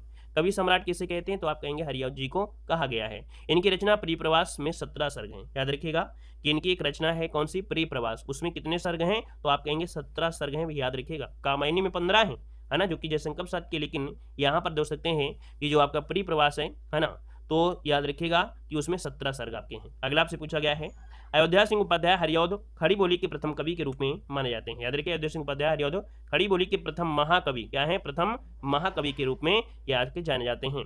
अगला है मधुप उपनाम से काव्य अनुवाद करने वाले कवि मैथिली शरण गुप्त हैं, अर्थात मधुप उपनाम से जो काव्य अनुवाद किया है वो आपके मैथिली शरण गुप्त ही आपके हैं। अगला आपका युग आता है क्या, तो आपका छायावादी युग, जिसे हम लोग क्या बोलते हैं, शुक्ल युग के नाम से जानते हैं, और जिसका समय है क्या 1918 से लेके 1936 तक का समय, ये छायावादी युग जिसे शुक्ल युग के नाम से जानते हैं। संबंधित जो भी रचनाएं होंगे, जो भी पॉइंट होंगे यहाँ पर पढ़ने वाले हैं। पहला पॉइंट आपसे पूछेगा कि जो शुक्ल युग का नाम है ना, नामकरण है, ये किसके नाम पर है? तो याद रखिएगा कि आचार्य रामचंद्र शुक्ल के नाम पर ही इस युग को शुक्ल युग भी कहा जाता है। नेक्स्ट पॉइंट है कि जो आपका कह सकते हैं छायावादी युग है ना, महावीर सातवेदी ने इसे अन्युक्त पद्धति कहा है। डॉक्टर नागेंद्र ने इसे शैली वैचित्र्य कहा है। नेक्स्ट पॉइंट आपसे पूछेगा कि जो छायावादी युग के 4 प्रमुख स्तंभ कौन माने जाते हैं? तो आपके जयशंकर प्रसाद, सुमित्रानंद पंत, सूर्यकांत त्रिपाठी निराला और महादेव वर्मा, ये छायावादी युग के 4 प्रमुख स्तंभ माने जाते हैं। डायरेक्ट क्वेश्चन पूछेगा छायावादी युग इनमें से कवि कौन है? तो आप कहेंगे जयशंकर प्रसाद, सुमित्रानंद पंत, सूर्यकांत त्रिपाठी निराला और महादेवी वर्मा। अगला पॉइंट आता है कि जयशंकर प्रसाद ब्रजभाषा में कलाधार उपनाम से कविता करते थे। याद रखिएगा क्वेश्चन पूछेगा ब्रजभाषा में कलाधार उपनाम से कविता कौन करते थे? तो आपके जयशंकर प्रसाद करते थे। अगला पॉइंट आपसे दिया गया है कि जयशंकर प्रसाद को छायावादी युग का प्रवर्तक माना जाता है। याद रखिए छायावादी युग का प्रवर्तक किसे मानते हैं? तो आपके जयशंकर प्रसाद को माना जाता है। यहाँ पर दिया गया है रामचंद्र शुक्ल, तो रामचंद्र शुक्ल ने सुमित्रानंद पंत को छायावाद का प्रथम व प्रतिनिधि कवि माना है। याद रखिए अगर ऐसे पूछे कि सुमित्रानंद पंत को छायावाद का प्रथम व प्रतिनिधि कवि किसने माना है? तो आप कहेंगे रामचंद्र शुक्ल ने। अगला आपसे यहाँ पर पूछा गया है छायावाद शब्द। दोस्तों छायावाद शब्द का जो सर्वप्रथम प्रयोग हुआ है या किया था वो मुकुटधर पांडे ने किया था। किसने? मुकुटधर पांडे ने किया था। नेक्स्ट पॉइंट है कि छायावादी युग के प्रमुख कवि में जयशंकर प्रसाद, सुमित्रानंद पंत, महादेव वर्मा, सूर्यकांत त्रिपाठी निराला, रामचंद्र शुक्ल, हजारी प्रसाद द्विवेदी, बाबू गुलाब राय, नंद दुलारे वाजपेयी, पद्मलाल पुन्नालाल बख्शी, ये काफी आपके महत्वपूर्ण आपके कह सकते युग से संबंधित आपके हैं, ठीक है ना। और यहाँ पर आगे बढ़िए, अगला पॉइंट आपसे दिया गया है छायावादी युग के प्रमुख कवि और रचनाएं। जितनी भी आपकी रचनाएं हैं वो आपकी पूछी हुई रचनाएं हैं, कुछ और भी रचनाएं आपको बताएंगे तो अपनी कॉपी में भी नोट कर सकते हैं। दोस्तों यहाँ पर देखिए सबसे पहले जयशंकर प्रसाद की अगर बात करें तो इनकी एक रचना है उर्वशी। दोस्तों याद रखिए उर्वशी वैसे रामधारी सिंह दिनकर की है, लेकिन जब ऑप्शन में रामधारी सिंह दिनकर पहले हो ऑप्शन में तो पहले रामधारी सिंह दिनकर देना है, बाद में जयशंकर प्रसाद को प्रायिकता देना है, याद रखिएगा। दोस्तों यहाँ पर है कामायनी, और कामायनी की बात करें दोस्तों तो ये खड़ी बोली का है। क्या है? खड़ी बोली में एक महाकाव्य है। यहाँ पर दोस्तों जैसे आंसू है ना, झरना, लहर, प्रेम पथिक, तो याद रखिए प्रेम पथिक भी इन्हीं की रचना है। और प्रेम पथिक जो आपका है वो हिंदी की प्रथम अतुकांत रचना कहा जाता है। प्रेम पथिक जो है इसे हिंदी की प्रथम अतुकांत रचना का नाम दिया गया है। वहीं पर दिया गया कानन कुसुम। क्या है? कानन कुसुम। ये कानन कुसुम क्या है? तो याद रखिएगा कि कानन कुसुम खड़ी बोली का प्रथम काव्य संग्रह माना गया है। अगला पॉइंट आपसे पूछा गया है सूर्यकांत त्रिपाठी निराला। सूर्यकांत त्रिपाठी निराला की बात करें दोस्तों तो यहाँ पर देखिए अनामिका। क्या? अनामिका इनकी रचना जो कि काफी अच्छी रचना है। परिमल हो गया, तुलसीदास, याद रखिए तुलसीदास, और आपके कुकुरमुत्ता। क्या? कुकुरमुत्ता। दोस्तों इसके साथ साथ कुछ और भी रचनाएं हैं, जैसे आपकी होती है जूही की कली। जूही की कली इनकी प्रथम काव्य कृति है जो कि 1916 में प्रकाशित हुई थी। एक रचना और है गीतिका। क्या है? गीतिका। तो जो गीतिका है इनकी गीतिका है ये ललित गीतों का क्या है? संग्रह है। आगे बढ़िए, अगला पॉइंट आपसे पूछा गया है महादेवी वर्मा। महादेव वर्मा की अगर बात करें तो इनकी रचनाओं में कौन सी? तो यहाँ पर देखिए निहार। निहार से अगर क्वेश्चन बनता है कि प्रथम काव्य कृति इनकी कौन सी है, महादेव वर्मा की प्रथम काव्य कृति कौन है, तो आप कहेंगे निहार है, ठीक है ना। यामा आपकी हो गई यामा, और वहीं पर रश्मि, निर्जा। निर्जा जो आपका है निर्जा। वहीं पर अतीत के चलचित्र, अतीत के चलचित्र ये क्या है इनकी? ये रेखा चित्र इनकी है। दीप शिखा, सांध्य गीत, सप्तपर्णा, ये महादेव वर्मा की प्रमुख रचनाएं हैं। और जिनको हाईलाइट कर दिया है उनको तो पढ़ना ही पढ़ना है आपको। यहाँ पर देखो सुमित्रानंद पंत दिया गया है, तो सुमित्रानंदन पंत की जो आपकी गुंजन है, क्या है? गुंजन 1932 में प्रकाशित हुई थी। यहाँ पर युगवाणी 1939 में। कला और बूढ़ा चांद के लिए इनको यहाँ पर पुरस्कार भी दिया गया था जो कि 1959 में ये आपकी रचना प्रकाशित हुई थी। यहाँ पर लोकायतन 1964 में। यहाँ पर दोस्तों देख सकते हैं चिदम्बरा, है ना, चिदम्बरा के लिए भी इनको पुरस्कार मिला था।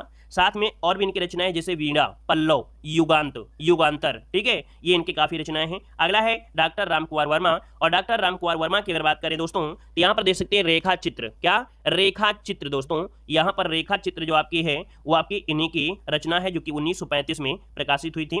और इसके साथ साथ एक आधी रचना और पूछ ली जाती हैं, जैसे अंजलि, है ना, अंजलि जैसे बोलते हैं, अंजलि या कह सकते हैं। दूसरी एक और आपकी है अभिशाप, ये इन्हीं की रचना है, ठीक है।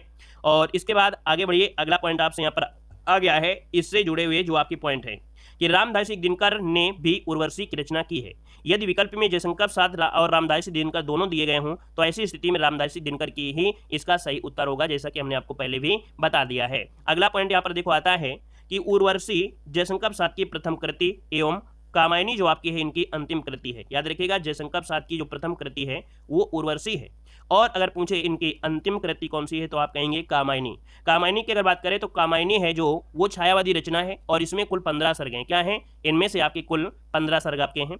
नेक्स्ट पॉइंट आपसे दिया गया है कि इनकी कृति झरना को, क्या इनकी कृति झरना को छायावादी युग की पहली रचना माना जाता है। याद रखिएगा कि इनकी एक आकृति झरना, झरना को छायावादी युग की, क्या झरना को छायावादी युग की पहली रचना माना जाता है। आगे बढ़िए, अगला पॉइंट दिया गया है छायावादोत्तर युग। छायावादोत्तर युग को हम लोग शुक्लोत्तर युग के नाम से जानते हैं, और दोस्तों याद रखिए छायावादोत्तर युग को शुक्लोत्तर युग के नाम से भी जाना जाता है, ठीक है ना। और यहाँ पर दोस्तों देख सकते हैं उत्तर छायावादी काव्य धारा, वैयक्तिक काव्य धारा के प्रमुख कवि और उनकी क्या रचनाएं।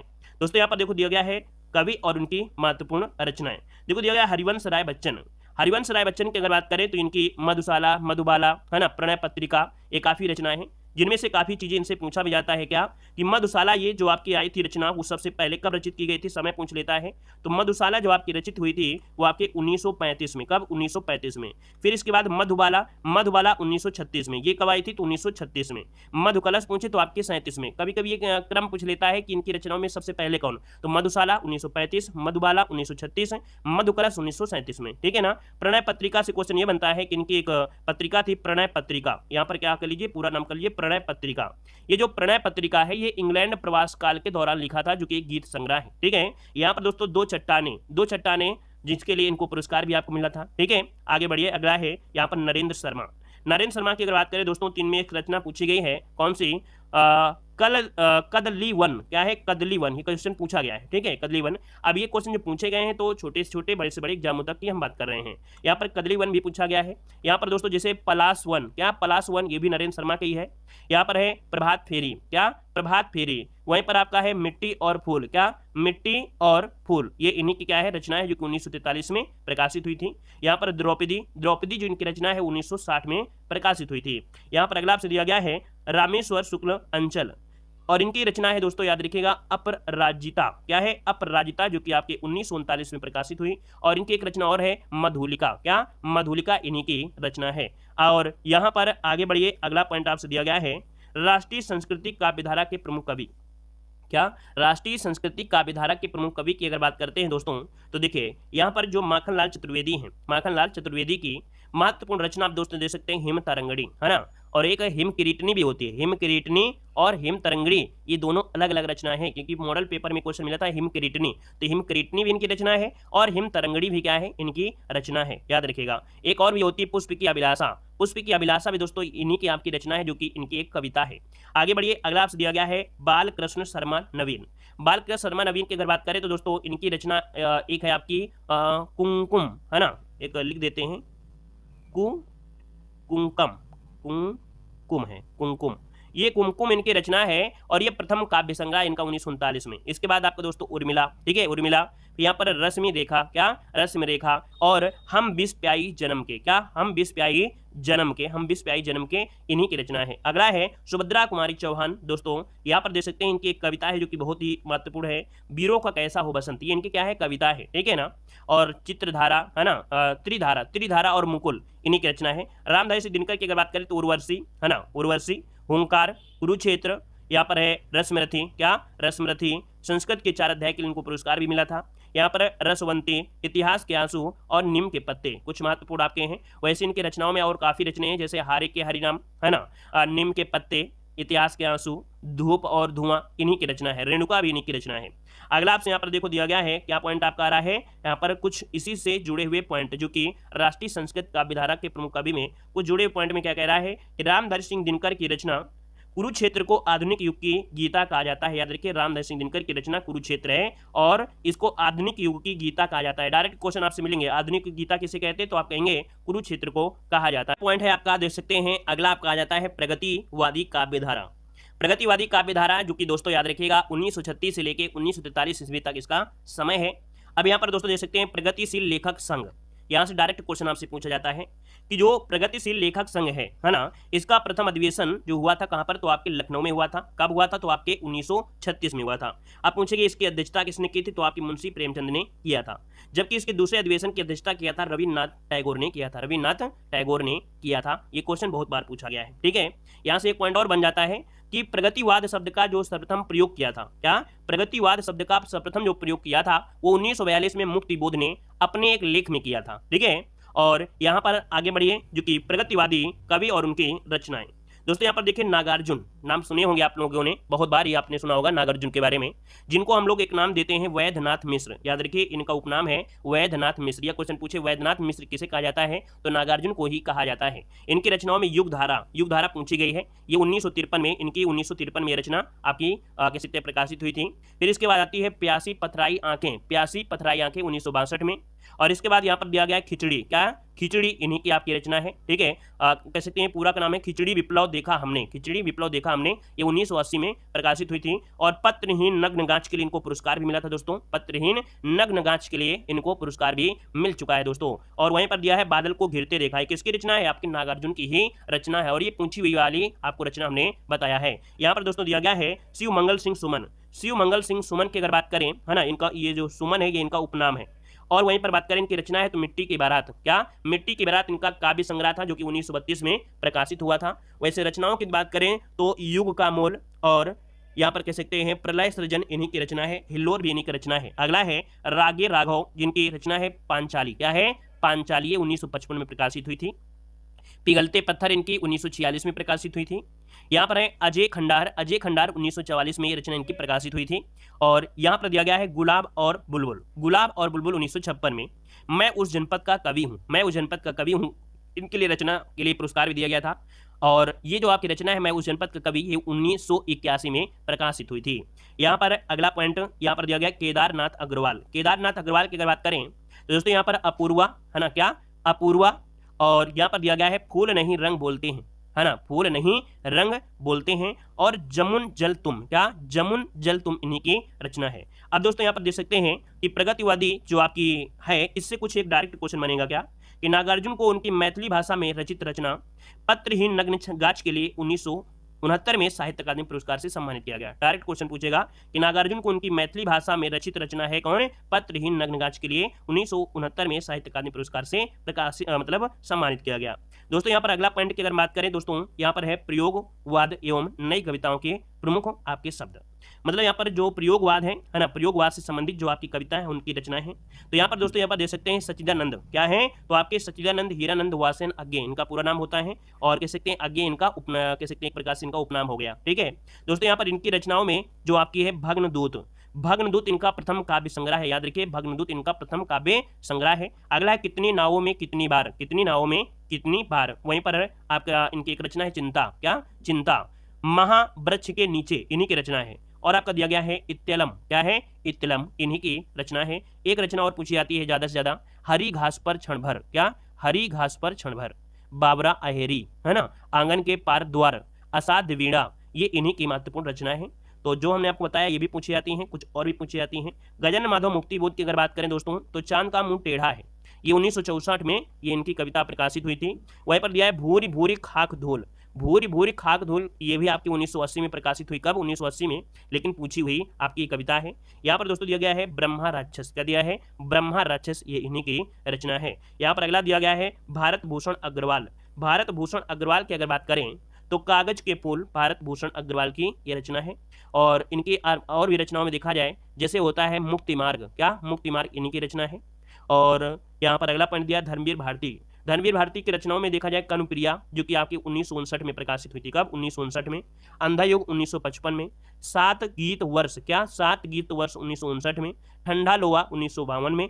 देशांतर, ये इन्हीं की महत्वपूर्ण रचना है। ठीक है, आगे बढ़िए। अगला है केदारनाथ सिंह, क्वेश्चन यहाँ से पूछा जाता है केदारनाथ सिंह से कि दोस्तों जमीन पक रही है, किसकी रचना है, तो आप कहेंगे केदारनाथ सिंह की है, याद रखिएगा। अगला है शमशेर बहादुर सिंह, है ना, कवियों का कवि शमशेर बहादुर सिंह को कहते हैं। और दोस्तों याद रखिए इनकी रचना है दोआब, क्या है इनकी रचना है दोआब है, याद रखिए दोआब है। ठीक है, और यहाँ पर देखा जाए शमशेर बहादुर सिंह में, तो शमशेर बहादुर सिंह की रचना में दोआब के साथ साथ एक रचना और भी आपकी है, इतने पास अपने, इतने पास अपने।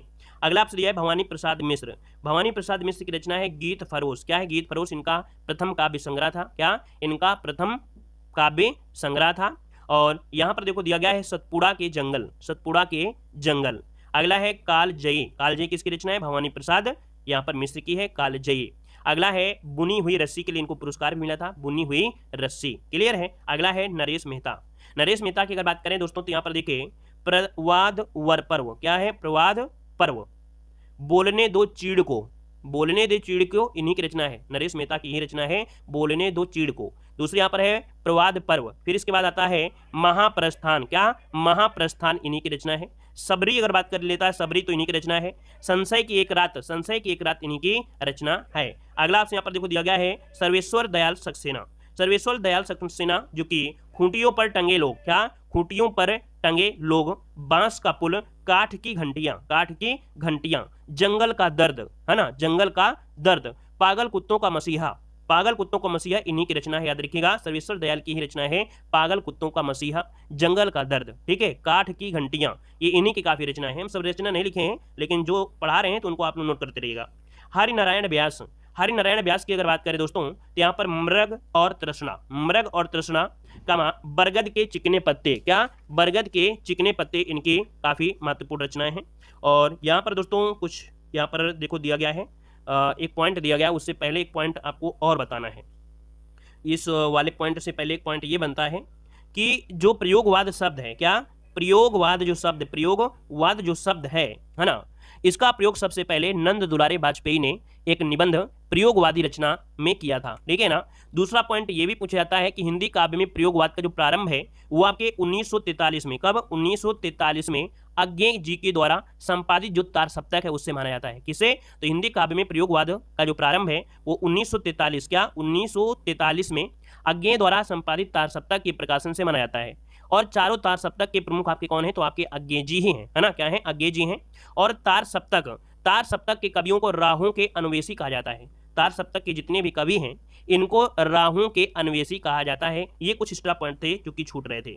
अब दोस्तों यहाँ पर देख सकते हैं तार सप्तक के कवि में पूछे प्रथम तार सप्तक कब प्रकाशित हुआ? 1943 में, दूसरा आपका 1951 में, तीसरा आपका 1959 में और चौथा है 1979 में। तो दोस्तों यहाँ पर याद रखिए डायरेक्ट क्वेश्चन ये पूछ लेता है तार सप्तक प्रथम तो आपका 43 से स्टार्ट करेंगे, है ना, 43, 1951, फिर 59, फिर आपका यहाँ पर 1979 याद रहेगा। अब यहाँ पर दोस्तों पूछे कि प्रथम तार सप्तक में जो आपका है उसमें अज्ञे, मुक्तिबोध, गिरजा कुमार माथुर, प्रभाकर माचुए, भारत भूषण अग्रवाल, नेमचंद जैन, रामविलास शर्मा, है ना। तो इनको आपको पढ़ना पड़ेगा, इनको आप लोग स्क्रीनशॉट ले सकते हैं अपनी कॉपी में, इसको नोट कर सकते हैं क्योंकि ये पूछे जाते हैं, ठीक है ना। आगे बढ़िए, अगला पॉइंट आपसे दिया गया है समकालीन कविता के कवि और उनकी रचनाएं। समकालीन कविता के जो कवि हैं उनकी क्या रचनाएं। दोस्तों यहाँ पर देख सकते हैं कि कैलाश बाजपेयी और कैलाश बाजपेयी की अगर बात करते हैं तो इनकी एक रचना है हवा में हस्ताक्षर, हवा में हस्ताक्षर, इसके लिए पुरस्कार भी इनको मिला है।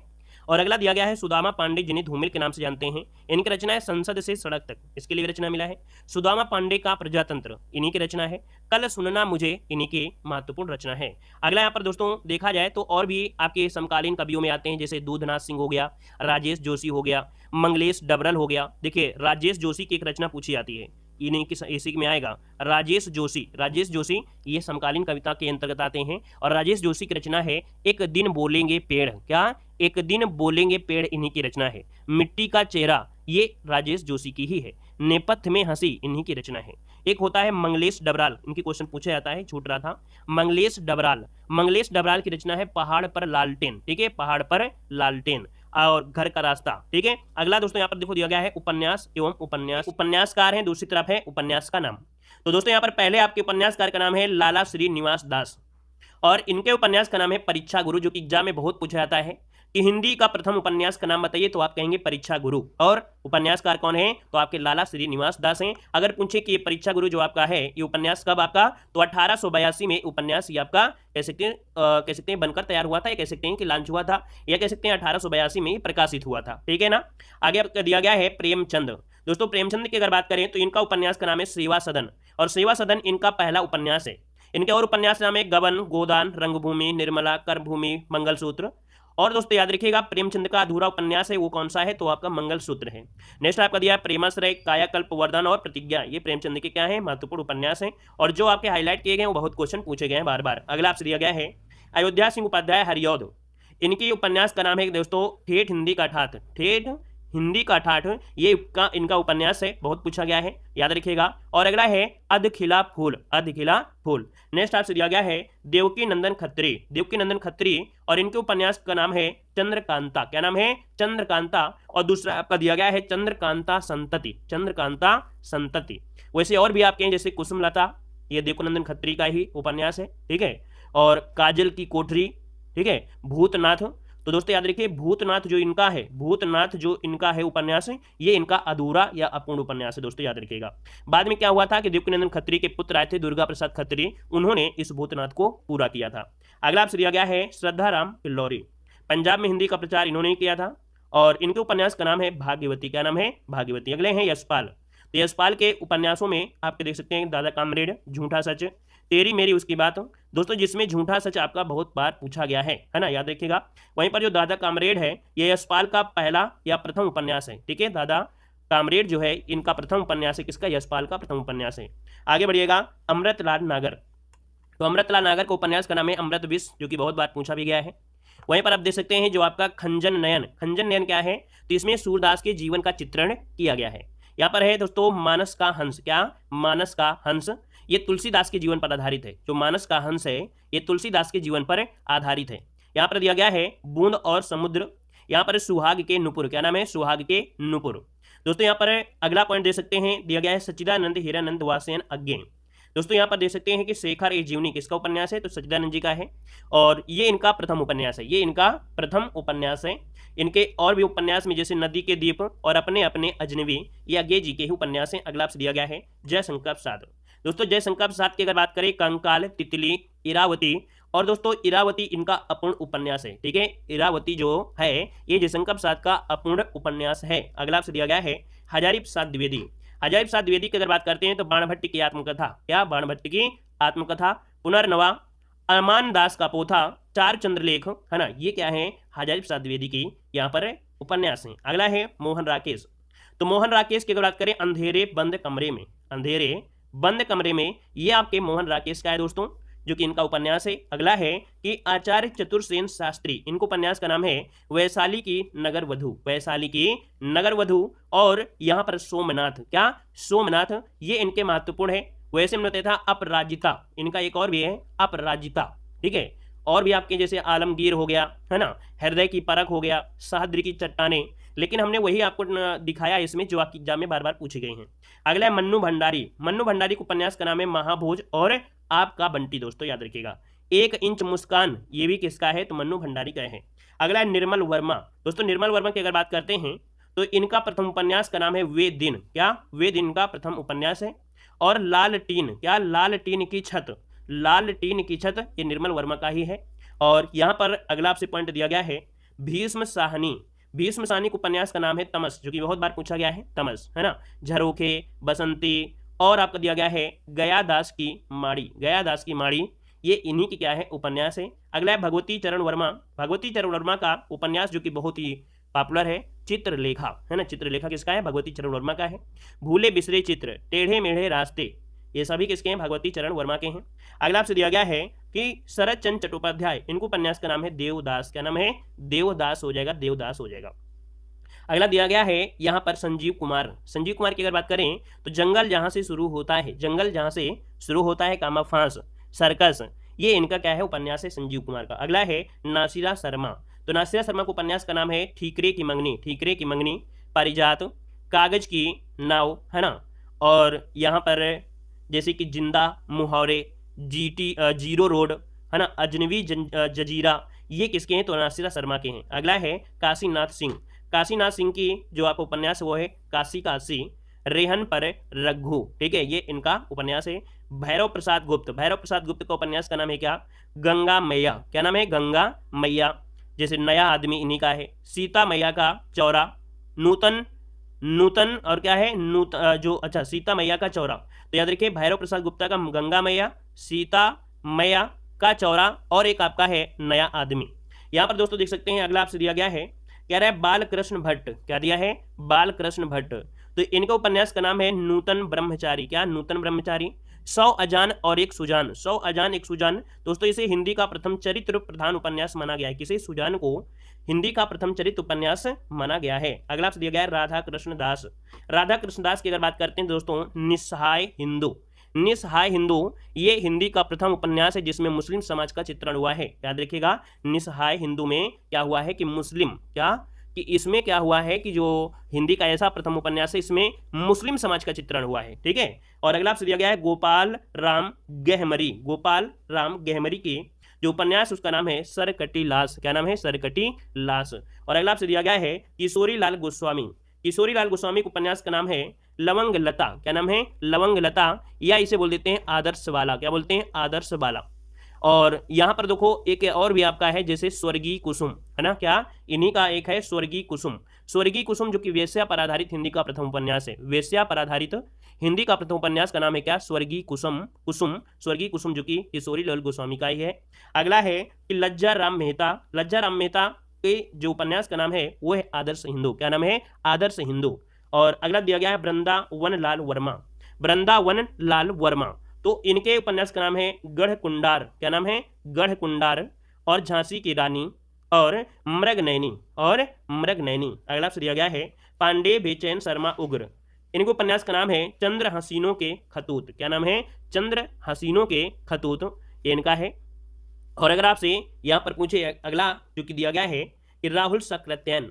राहुल सक्रात्यायन की अगर बात करते हैं तो इनका यहाँ पर है जय योधेय और बोलगा से गंगा, और बोलगा से गंगा, ये आपके राहुल सक्रात्यायन का है और क्वेश्चन पूछा भी गया है। ठीक है ना। वैसे इनके और भी रचनाएं हैं, और भी आपके उपन्यास हैं जैसे बोलगा से गंगा हो गया, शैतान की आंख, है ना, जय योधेय, और साथ में देखा जाए कि स्वप्न, सोने की ढाल, इन्हीं के हैं।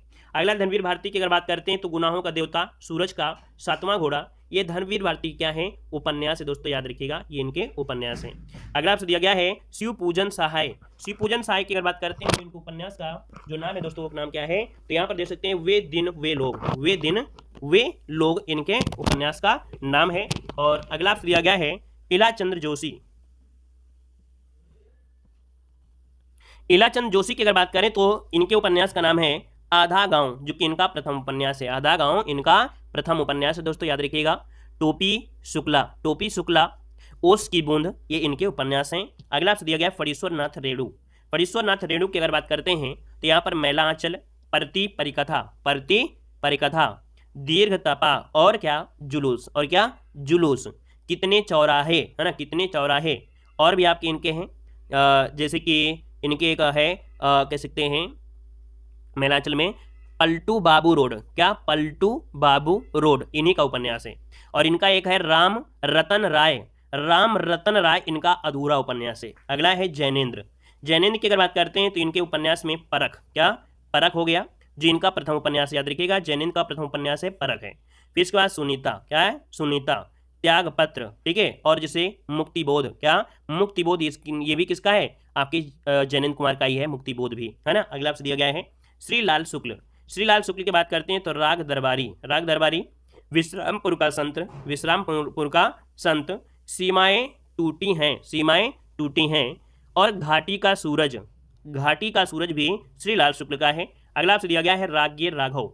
राज्ञ राघव की अगर बात करते हैं तो इनके उपन्यास में घरौंदे, घरौंदे, ये इनका प्रथम उपन्यास है, ये इनका प्रथम उपन्यास है।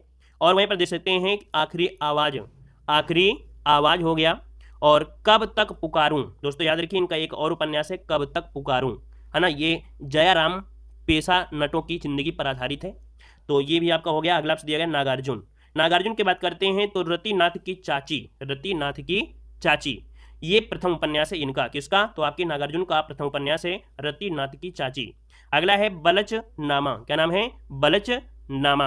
और अगला आपसे दिया गया नई पौध, बाबा भटेश्वर नाथ और इमरतिया, ये किसके हैं? नागार्जुन के प्रमुख उपन्यासों में यहाँ पर लिखा गया है। अगला है कमलेश्वर। कमलेश्वर की बात करते हैं तो इनके उपन्यास में एक सड़क 57 गलियां, एक सड़क 57 गलियां, और इनका एक अंतिम सफर है। अंतिम सफर ये है इनका अधूरी रचना, अंतिम सफर इनका अधूरी रचना है। कितने पाकिस्तान, है ना, कितने पाकिस्तान भी इन्हीं के है। डाक बंगला, डाक बंगला भी इन्हीं का उपन्यास है दोस्तों, याद रखिएगा। और अभी हमने बताया इनका अंतिम कौन है, तो आपका अंतिम सफर ये अधूरी रचना है इनकी। अगला है राजकमल चौधरी। राजकमल चौधरी जो कि मरी हुई मछली है ना, मछली मरी हुई नदी बहती थी, ये आपके राजकमल चौधरी की है। अगला है अब्दुल बिस्मिल्लाह। तो अब्दुल बिस्मिल्लाह की जो उपन्यास इसका नाम है क्या, तो इसका नाम है झीनी झीनी बीनी चदरिया। झीनी झीनी बीनी चदरिया, ये बुनकरों के जीवन पर संघर्ष का एक चित्रण किया गया है। ठीक है। और अगला आपसे दिया गया है रानी सेठ।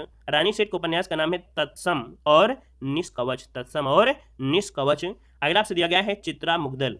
चित्रा मुग्दल के उपन्यास का नाम है क्या, याद रखिए आवा। आवा और एक जमीन अपनी।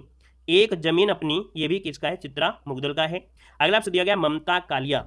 ममता कालिया के बहुत क्वेश्चन बनते हैं, तो ममता कालिया का उपन्यास का नाम है दुखम सुखम। वैसे ऐसा नहीं है कि इतना ही पूछा गया है, और भी पूछे गए हैं, जैसे प्रेम कहानी इन्हीं का है, अंधेरे का ताला इन्हीं का है। ठीक है। अगला है उषा प्रियमदा। इन्हीं को उपन्यास का नाम है रुकोगी नहीं राधिका। रुकोगी नहीं राधिका और 55 खंभे लाल दीवारें, याद रखिए इन्हीं का है 55 खंभे लाल दीवारें। 55 खंभे लाल दीवारें किसका है, उषा प्रियमदा का है। अगला है शिवानी। शिवानी की अगर बात करें तो इनके उपन्यास का नाम है क्या, तो विष कन्या। ठीक है। शिवानी के उपन्यास का नाम है विष कन्या और 14 फेरे। 14 फेरे इन्हीं का उपन्यास है। अगला आपसे दिया गया है मृदुला गर्ग। मृदुला गर्ग की बात करते हैं तो चित कोबरा, कठ गुलाब, मिलजुल मन, है ना, मिलजुल मन, ये किसके हैं, तो आपके मृदुला गर्ग का है। किसका है, मृदुला गर्ग का हो जाएगा। अगला आपसे यहाँ पर दिया गया है कृष्णा सोबती। कृष्णा सोबती के उपन्यास में जिसमें जिंदगी नामा बहुत बार पूछा गया है। सूरजमुखी अंधेरे के, क्या, सूरजमुखी अंधेरे के, दिलो दानिश और समय सरगम। समय सरगम ये इन्हीं का है, कृष्णा सोबती का है, जो कि समय सरगम भी पूछा गया है। समय सरगम, दिलो दानिश, सूरजमुखी अंधेरे में और जिंदगी नामा, ये आपको रटना है। अगला है अलका सरावगी। अलका सरावगी के उपन्यास का नाम क्या है, यहाँ पर कली कथा वाया पास, इसके लिए पुरस्कार भी मिला था। तो दोस्तों कली कथा वाया पास इन्हीं का है। और यहाँ पर अगला है मैत्री पुष्पा का उपन्यास का नाम है चाक। क्या नाम है, चाक। और अगला है यहाँ पर दोस्तों झूला नट। क्या, झूला नट। अलमा कबूतरी इन्हीं का है। अगला आपको उपन्यास का नाम है क्या, उपन्यासकार का नाम है महेंद्र भल्ला। महेंद्र भल्ला के उपन्यास का नाम है एक पति के नोट्स। क्या, एक पति के नोट्स इन्हीं के हैं, भल्ला जी के हैं। अगला है उपेंद्र नाथ अश्क। उपेंद्र नाथ अश्क के जो उपन्यास का नाम है वो है बांधो ना नाव इस गांठ। क्या, बांधो ना नाव इस गांठ, ये 1974 में प्रकाशित हुआ था। सितारों के खेल, है ना, सितारों के खेल इन्हीं का उपन्यास है। गिरती दीवारें, ये भी उपेंद्र नाथ अश्क का ही है। और शहर में घूमता आईना भी उपेंद्र नाथ अश्क का है। अगला है गिरिराज किशोर का उपन्यास का नाम है तीसरी सत्ता। क्या नाम है, तीसरी सत्ता। दोस्तों यहाँ पर दिया गया है पहला गिरमिटिया भी इन्हीं का उपन्यास है। और ढाई घर, है ना, ढाई घर अगर पूछे तो भी इनका उपन्यास है। अगला है प्रभाकर माचवे उपन्यास का नाम है 30-40-50। क्या नाम है, 30-40-50, ये इनका उपन्यास है। अगला है शिव प्रसाद सिंह की अगर बात करें तो इनके उपन्यास का नाम है नीला चांद, है ना। देखो दोस्तों इतने उपन्यास है कि हम पढ़ाएंगे तो कम से कम 2 घंटे आपको मतलब उपन्यास ही पढ़ाते रहेंगे, लेकिन हम आपको वही पढ़ाते हैं जो पूछे गए हैं। ठीक है ना। तो दोस्तों यहाँ पर देखिए शिव प्रसाद सिंह की अगर बात करें तो इनको उपन्यास का नाम है नीला चांद, है ना। दिल्ली दूर है, नीला चांद, दिल्ली दूर है, गली आगे मुड़ती है, तो 3 आपको याद रखना है, नीला चांद और दिल्ली दूर है, आगे गली मुड़ती है या गली आगे मुड़ती है। ठीक है। अगला है राजेंद्र यादव का एक उपन्यास पूछा गया है ज्यादा, सारा आकाश इन्हीं का है। एक और इनके साथ आपको ऐड कर देते हैं, यहाँ पर 1 इंच मुस्कान, ये राजेंद्र राघव, इन्होंने अपनी पत्नी मन्नू भंडारी के साथ, है ना, मतलब ये जो लिखा है उनको अपनी पत्नी मन्नू भंडारी के साथ ये लिखा है 1 इंच मुस्कान। अगला आपसे दिया गया है सुरेंद्र वर्मा का जो एक उपन्यास है मुझे चांद चाहिए, 1993 में प्रकाशित हुआ था। अगला आपसे दिया गया है नरेश मेहता का उपन्यास नाम क्या है, तो यहाँ पर एक पथ बंधु था। अगला आपसे दिया गया है मिथिलेश्वर के उपन्यास का नाम है सुरंग में सुबह। क्या नाम है, सुरंग में सुबह।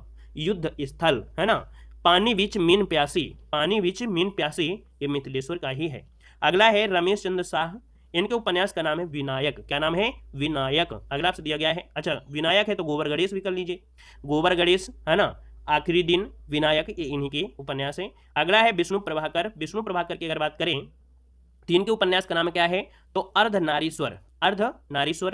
आवारा मसीहा, जो आवारा मसीहा है दोस्तों, ये पूछा जाता है कि शरत चंद्र चट्टोपाध्याय, मतलब शरत चंद्र की जीवनी पर आधारित उपन्यास कौन है, तो आवारा मसीहा है। यह है किसका, विष्णु प्रभाकर का है। अगला है राम नरेश त्रिपाठी के उपन्यास का नाम है वीरांगना। क्या नाम है, वीरांगना, नाम याद रखिए, वीरांगना। और अगला आपसे दिया गया है कि विनोद कुमार शुक्ल के उपन्यास का नाम है दीवार में एक खिड़की रहती थी। ये 1997 में प्रकाशित हुई थी, ठीक है। और एक और इनका उपन्यास है हरी घास की छप्पर वाली झोपड़ी और पहाड़, इन्हीं का है। नौकर की कमीज, ये भी इन्हीं का है। अगला है गुलेश्वर खां सानी, इनके उपन्यास का नाम है काला जाल। क्या नाम है, काला जल नाम है, काला जल, ये 1965 में प्रकाशित हुआ था। अगला आपसे दिया गया है मनोहर श्याम जोशी के उपन्यास का नाम है कुरु कुरु स्वाहा। क्या नाम है, कुरु कुरु स्वाहा। एक और भी इनका है कश्यप। क्या नाम है, कश्यप भी आपके हैं किसका, मनोहर श्याम जोशी का ही उपन्यास है। अगला आपसे दिया गया है लक्ष्मी नारायण लाल का उपन्यास का नाम है बाया का घोंसला और सांप, है ना, बाया का घोंसला सांप, और क्या है, रूपा जीवा। तो दोस्तों यहाँ पर देखा आपने, ये पढ़ा कुछ महत्वपूर्ण पॉइंट में। जैसे देखा जाए, एक क्वेश्चन बनता है कि डॉक्टर श्री कृष्णलाल ने देवकी नंदन खत्री की रचना चंद्रकांता को हिंदी का प्रथम उपन्यास माना है। याद रखिएगा कि डॉक्टर श्री लाल कृष्ण ने देवकी नंदन खत्री की रचना चंद्रकांता को हिंदी का प्रथम उपन्यास माना है। वहीं पर दोस्तों देख सकते हैं कि जासूसी व तिलस्मी उपन्यासों का श्री गणेश करने का जो श्रेय जाता है वो देवकी नंदन खत्री को ही जाता है। मंगलसूत्र, ये आपके प्रेमचंद का अधूरा उपन्यास है। सेवा सदन प्रेमचंद द्वारा उर्दू भाषा में लिखा गया उपन्यास है। बाजारे हुस्न का हिंदी रूपांतरण, अर्थात जो सेवा सदन प्रेमचंद का उर्दू भाषा में लिखा गया उपन्यास है, तो बाजारे हुस्न का ये हिंदी रूपांतरण। अगला है सूरदास, है ना, सूरदास ये प्रेमचंद के उपन्यास का रंगभूमि का पात्र है। क्या, सूरदास प्रेमचंद के उपन्यास रंगभूमि का पात्र है। पूछेगा कि सूरदास जो प्रेमचंद के उपन्यास की कौन से उपन्यास के पात्र हैं, तो सूरदास ये आपके रंगभूमि का पात्र है। अगला दिया गया है चौगाने हस्ती नामक उर्दू उपन्यास को प्रेमचंद ने हिंदी में रंगभूमि नाम दिया है। तो चौगाने हस्ती का हिंदी में नाम क्या है, रंगभूमि, किसने दिया है, तो प्रेमचंद ने। अगला आपसे दिया गया है गोपाल राम गहमरी को जासूसी उपन्यास का जनक माना जाता है, जासूसी उपन्यासकार माना जाता है। अगला आपसे दिया गया है कि पांडे बेचन शर्मा उग्र कृत जो चंद्र हसीनों के खतूत पत्रात्मक विधि का प्रथम उपन्यास है। मतलब पत्रात्मक विधि का प्रथम उपन्यास कौन है, तो चंद्र हसीनों के खतूर। अगला है फणीश्वर नाथ रेणु की रचना का नाम क्या है, मैला आंचल। ये हिंदी साहित्य जगत का प्रथम आंचलिक उपन्यास माना जाता है, या जन्मदाता या प्रवर्तक माना जाता है, प्रथम आंचलिक उपन्यास। अगला है मिलजुल मन के लिए मृदुला गर्ग को 2013 में साहित्य अकादमी पुरस्कार से सम्मानित किया गया।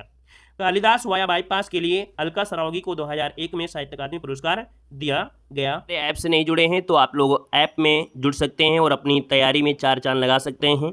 हिंदी साहित्य जो कि आपको मात्र 99 रुपये उपलब्ध कराई गई है PDF हमारे ऐप देव जीके ट्रिक्स में, जिसमें प्रिंटेड हाईलाइट नोट्स आपका है, 3D नोट्स आपको मिलेंगे, जीवन परिचय भी आपके होंगे, टेस्ट सीरीज भी आपकी है, क्लास नोट्स भी है, PYQ क्वेश्चन भी हैं, 2000 आपके ऑब्जेक्टिव क्वेश्चन आपके हैं, आपकी कोई भी परीक्षा रही हो। और यहाँ पर टेस्ट सीरीज में आप याद रखना, चाहे आप UP टेट हो या आपका CTET हो या आपका LT ग्रेड हो या आपका UGC हो, है ना, या आपका और भी कोई एग्ज़ाम लगा हो, सबकी एग्ज़ाम की प्रैक्टिस जो आपका मॉक टेस्ट है वो आपको टेस्ट सीरीज में आपको मिल जाएगा। मानी कि 99 रुपये में सब कुछ आपको मिल जाएगा इसी ऐप से। तो आप लोग इसको हमारे ऐप से जाकर उसको परचेज कर लीजिएगा। LT ग्रेड के लिए आपको ये नोट्स आपके काफ़ी हद तक आपके लिए कारगर होंगे, और इसमें हमने क्लास नोट्स बना दिया है। क्लास नोट्स में LT ग्रेड की जितनी भी आपकी अभी तक क्लासें हुई हैं, जितना भी हमने आपको पढ़ाया है वो भी आपको वहीं पर आपको मिल जाएगा, तो उसको भी आप लोग देखते चलिएगा, है ना। तो चलिए फिर आज के लिए इतना रखते हैं, मिलते हैं एक नए सेशन में। धन्यवाद सभी को, जय हिंद, वंदे मातरम।